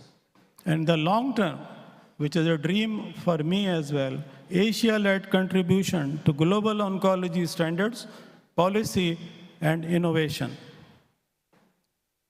These are the upcoming FARO and ESMO Asia summits. And I would request to send abstract, especially the young oncologists, and apply for travel grants as well. We are there to support you all for the best abstracts. PSCO stands at the center, supported by FARO, and ESMO showing Pakistan's growing role as a regional bridge in global cancer care. The power of we is greater than the strength of me. Respected colleagues, cancer is a menace that affects every nation, every community, and every family. But together, united across borders, culture, and backgrounds, we are stronger than this disease. This symbol reminds us that our fight is shared, our hope is shared, and our responsibility is shared. Let us stand together, support one another, and continue this global fight until cancer is defeated for all. Across nations and hearts, we stand together, stronger than cancer. Thank you. Thank you for listening.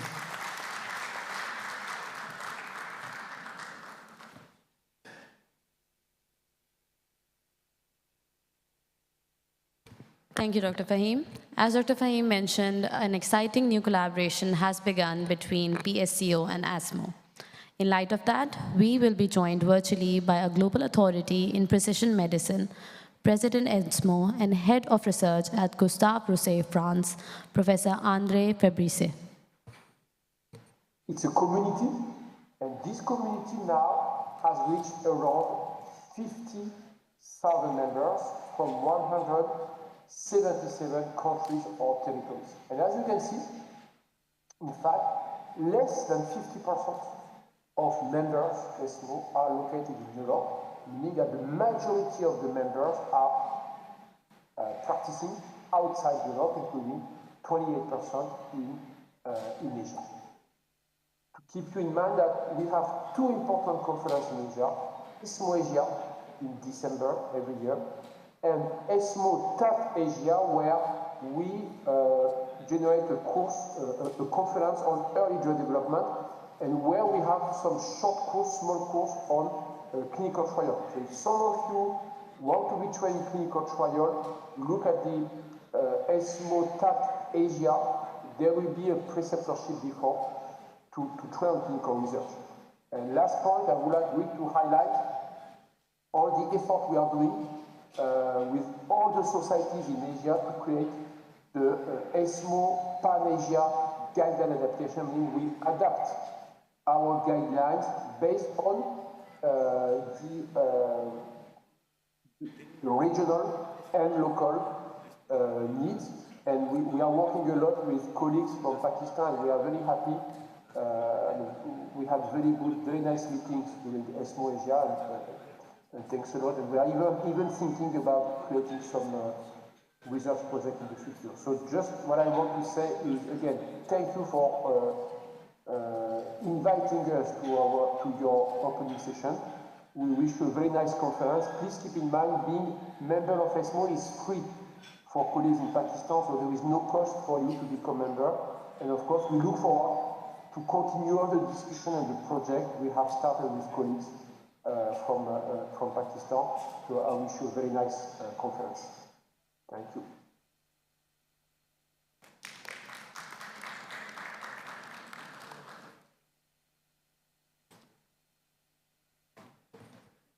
Continuing our international sessions, we have an online session by the president of FARO, Professor Woo Hong Yeon, from Seoul National University, where he also directs the Cancer Associated Hospital.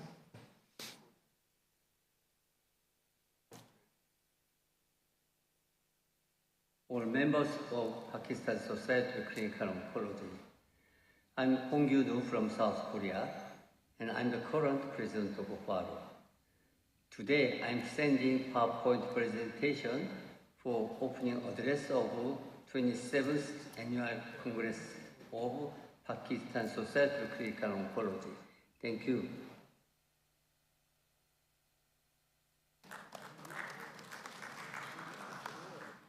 This is my congratulatory message to 27th Annual Cancer Congress of Pakistan Society of Clinical Oncology. Dear President of Pakistan Society of Clinical Oncology, distinguished faculty members, honored guests, ladies and gentlemen, it is a great pleasure and honor for me to extend my warmest congratulations to the Pakistan Society of Clinical Oncology on the occasion of its 27th Annual Cancer Congress held in Karachi, Pakistan. On behalf of the Federation of Asian Organizations for Radiation Oncology, and in my capacity as its president, I'd like to express my sincere appreciation to Pakistan Society of Clinical Oncology for its continuous commitment to advancing cancer care and oncology education and research in Pakistan. I deeply regret that I'm unable to join you in person on this important occasion due to my previously scheduled commitments. I truly wish I could be with you in Karachi today, as this Congress represents not only an academic gathering, but also a strong symbol of dedication to cancer patients and their families in Pakistan. We are all well aware that Pakistan, like many countries in Asia, faces significant challenges in its economic, social, and healthcare environments. Limited resources, workforce shortages, and disparities in access to modern cancer treatment remain real and pressing issues. However, these challenges also highlight the importance of solidarity, cooperation, and shared vision among oncology professionals across Asia. The fundamental goal of FARO is clear and unwavering: to ensuring that radiation therapy is appropriately, safely, and effectively applied for the treatment of cancer so that patients and their families may live longer, healthier, and happier lives. This goal transcends national borders, economic status, and healthcare systems. It is a mission that unites us as oncologists and healthcare professionals. In this context, Pakistan Society of Clinical Oncology plays a vital role within FARO. Your society's efforts in education, clinical practice, and multidisciplinary collaboration are essential for improving cancer outcomes in Pakistan. I firmly believe that through continuous education, international collaboration, and mutual support, meaningful progress can be achieved even in resource-limited settings. I would also like to express my particular confidence and expectation for the future. As Dr. Muhammad Fahim of Pakistan, he is scheduled to serve as the next president of FARO after me. This is a significant milestone, not only for Pakistan Society of Clinical Oncology, but also for the entire Asian radiation oncology community. I'm confident that under his leadership, FARO will further strengthen its role in addressing disparities and fostering collaboration throughout Asia. Looking ahead, FARO has several important academic events planned. This year, in August 2026, we will host the Joint Faro Astro Congress in Singapore, providing an excellent platform for scientific exchange and global collaboration. In addition, in late May 2027, our Faro biennial meeting will be held in Osaka, Japan. I warmly invite the Pakistan Society of Clinical Oncology members to take active interest in these meetings and to participate enthusiastically. Your presence and contributions will greatly enrich our discussions and collective progress. In closing, I'd like to once again congratulate Pakistan Society of Clinical Oncology on the successful organization of this Congress. I sincerely hope that the scientific discussions, shared experiences, and renewed friendship during these days will contribute to better cancer care for the people of Pakistan and beyond. I wish you a highly successful and inspiring Congress. Thank you very much.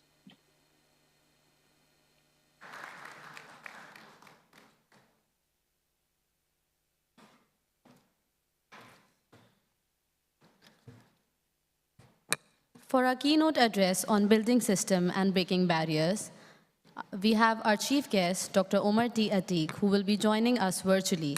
He is the President Emeritus of the American College of Physicians and a distinguished professor at the University of Arkansas for Medical Sciences, where he leads the nation's largest medical specialty organization. It is a high honor to introduce Dr. Omar T. Atiq.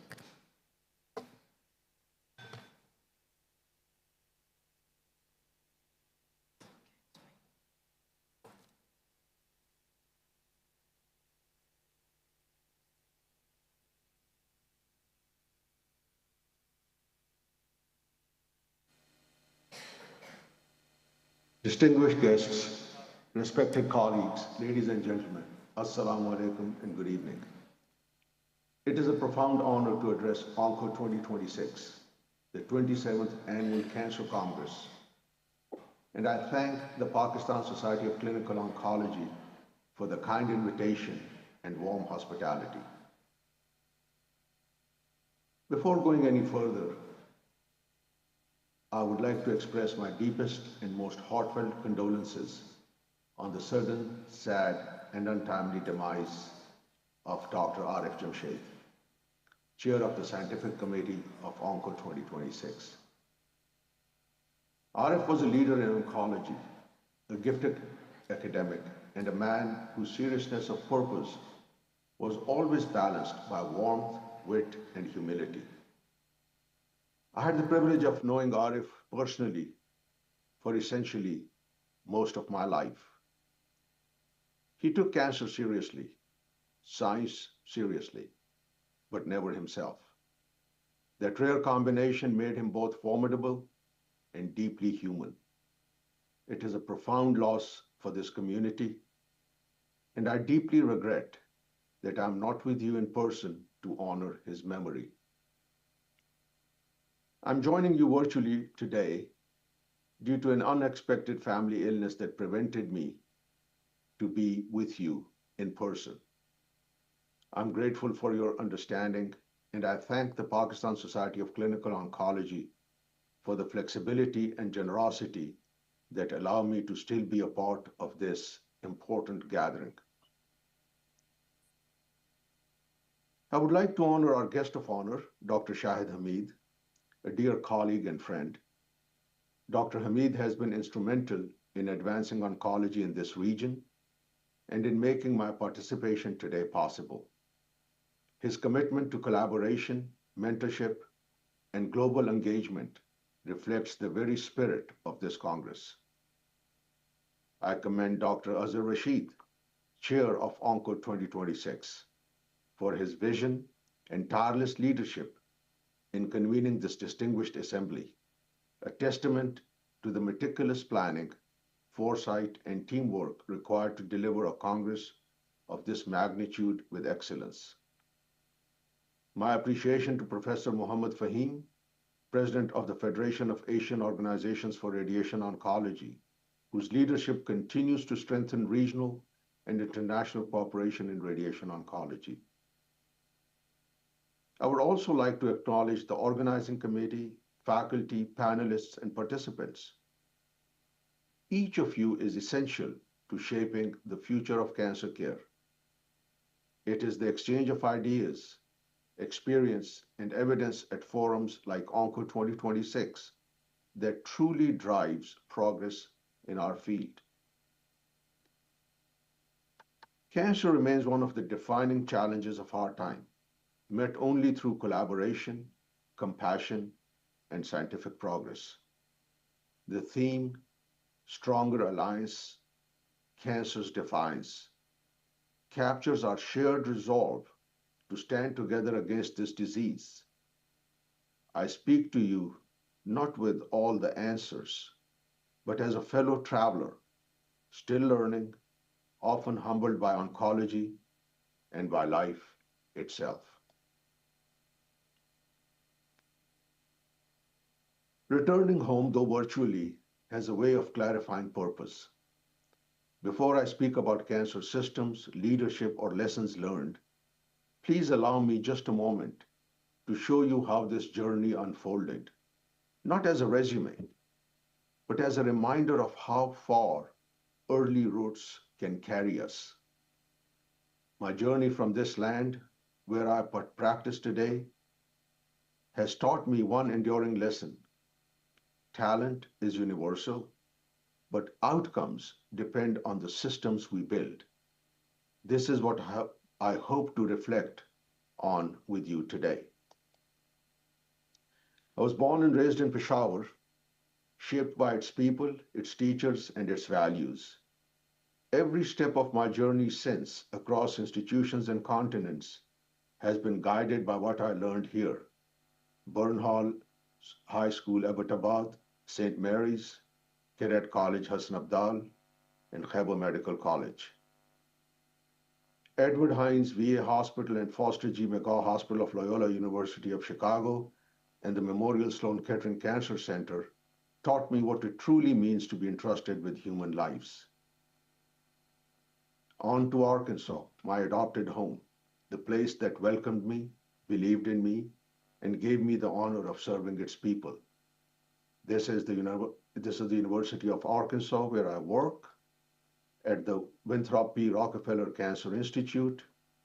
Along the way, I had had the good fortune to serve as the first Pakistani and Muslim president of the American College of Physicians, the largest specialty society of physicians in the world. In the next 15 minutes, I will focus on one idea that Dr. Arif Jamshed would have deeply valued. Cancer is not merely a disease of cells, it is a test of systems. I wish to share how Pakistan can move from isolated excellence to collective impact by building systems worthy of our patients and our profession. This is not about importing foreign models. It is about building our own, grounded in evidence, equity, and leadership. These numbers are not abstract. They represent delayed diagnoses, fragmented care, and families pushed into crisis. Late-stage cancer is the most expensive and the least effective way to practice oncology. High mortality is not inevitable. It is the consequence of how care is organized. In our ethical tradition, preserving life is not optional, rather a responsibility. Pakistan does not lack talent. It lacks coordination. Excellence without systems cannot scale, and it cannot save enough lives. Cancer cannot be treated in isolation by one physician, one hospital, or in one city. Wherever cancer outcomes improve, systems, not individuals, do the heavy lifting. Strong systems change destiny. They convert late diagnosis into early detection, fragmentation into continuity, and despair into survivorship. This is not theory. It is observed globally. A state's legitimacy is measured not only by its laws, but how it protects people when they are most vulnerable. Let me share one representative story. A 42-year-old woman from rural Sindh noticed a lump in her breast. Not from neglect, but because there was no local screening, no nearby female health professionals, no money for travel, and no clear path into care. Months later, she reached a tertiary hospital. Her cancer was advanced, care was fragmented, records were incomplete. By the time the treatment was coordinated, the outcome had already been decided. She did not die because her cancer was unusually aggressive. She died because the system met her too late. Multiply her story by thousands, and you have our national statistics. That is why registries matter. You cannot manage what you do not measure. Without data, we guess. With data, we govern. Cancer registries are not administrative tools. To me, they are instruments of justice. They show who is diagnosed late, where access has failed, and which communities are left behind.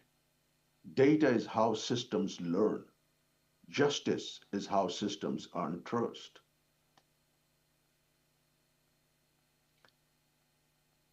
These are practical, achievable steps, not aspirational ideals. Every country that has reduced cancer mortality has followed this path, many with fewer resources than Pakistan. Cancer systems are not just ethical investments, they are economically rational ones. The destination that I am presenting to you is not experimental. The world has already agreed on the metrics. Pakistan's challenge is local in its suffering, but global in its solution. However, plans without principles fail. Principles without systems drift. Sustainable change requires both, and it requires leadership willing to act. Early detection, standardized care, and registries reduced catastrophic health spending, preserve workforce productivity, and prevent families from falling into poverty. Governments act when professionals speak with clarity. Societies like the Pakistan Society of Clinical Oncology are not observers. They are architects of the future. Cancer systems are expression of constitutional responsibility. Data, registries, and coordinated care are not luxuries. They are tools of governance. No individual, no matter how brilliant, can overcome a broken system alone.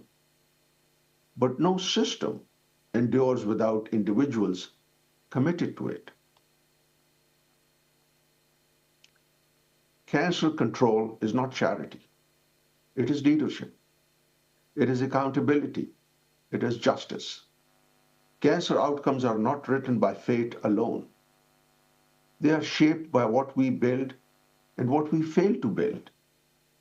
As Iqbal says, अफराद के हाथों में है अक़वाम की तक़दीर, हर फर्द है मिल्लत के मुक़द्दर का सितारा.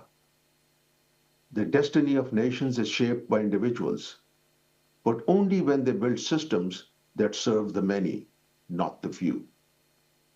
This is not work for tomorrow. This is not work for someone else.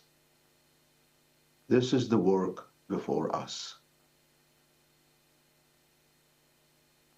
I commend the Pakistan Society of Clinical Oncology for its enduring leadership in oncology, education, advocacy, and I wish ONCO 2026 every success. May the deliberations be thoughtful, inspiring, and ultimately transformative for the patients we serve. Thank you, and best wishes for a productive and rewarding conference.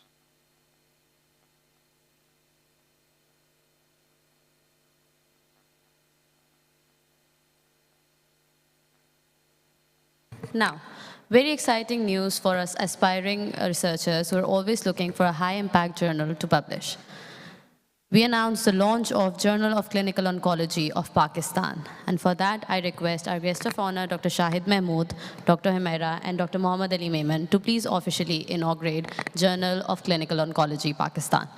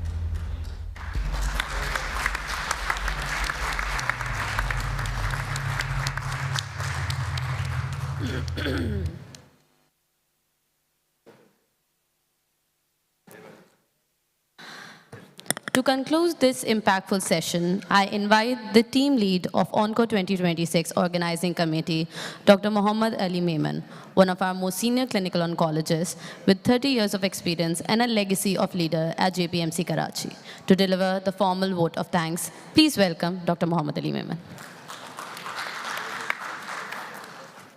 Thank you, Dr. Zainab. Bismillahirrahmanirrahim. Nahmadu wa nusalli ala Rasulil Kareem. We really missing Dr. Arif Jamshed. Kullu nafsil zaikatul maut. We all have to call it a day. But life goes on, and we promise our legends to continue. We will continue the legacy of our legends, inshallah. However, my pleasant duty is to pay the vote of thanks. My humble thanks to my mentor, Dr. Shahid Hamid, who is always inspiring me and my colleagues for his dedication to our education and the trainings. My thanks are due to Professor Abrar Javed. He is the most senior functional oncologist in the country right now. And my thanks to Professor Madan Pia, who traveled a long way from Nepal. Not to forget to thank a great living legend, my mentor, Professor SHM Zaidi, Sayyid Hassan Manzoor Zaidi, who founded this platform many decades ago, and now it's a growing tree. Thanks are due to Dr. Fahim, Dr. Humaira, Dr. Professor Ejaz Masood, Brigadier Ehsan Mahmood, Dr. Rab Nawaz. Warm thanks to delegates from different parts of the world and our country, Pakistan. Without your contribution and participation, this Congress could not be organized. A special thanks and heartfelt appreciation to Dr. Azhar Rashid, who is visionary and missionary as well for the professional growth and academia. So really appreciate his efforts. I'm witnessing him for the last almost 20 years. He is working for the academia very heartfelt. He's the first radiosurgeon in Pakistan. Thank you all. Hope we will witness good and productive academic deliberation in next 2 days, inshallah. Wish you a pleasant stay in Karachi, inshallah. Thank you very much once again to all. Assalamu alaikum wa rahmatullah. Thank you, Dr. Ali. We will now request our national and international faculty to join us on stage for a photograph.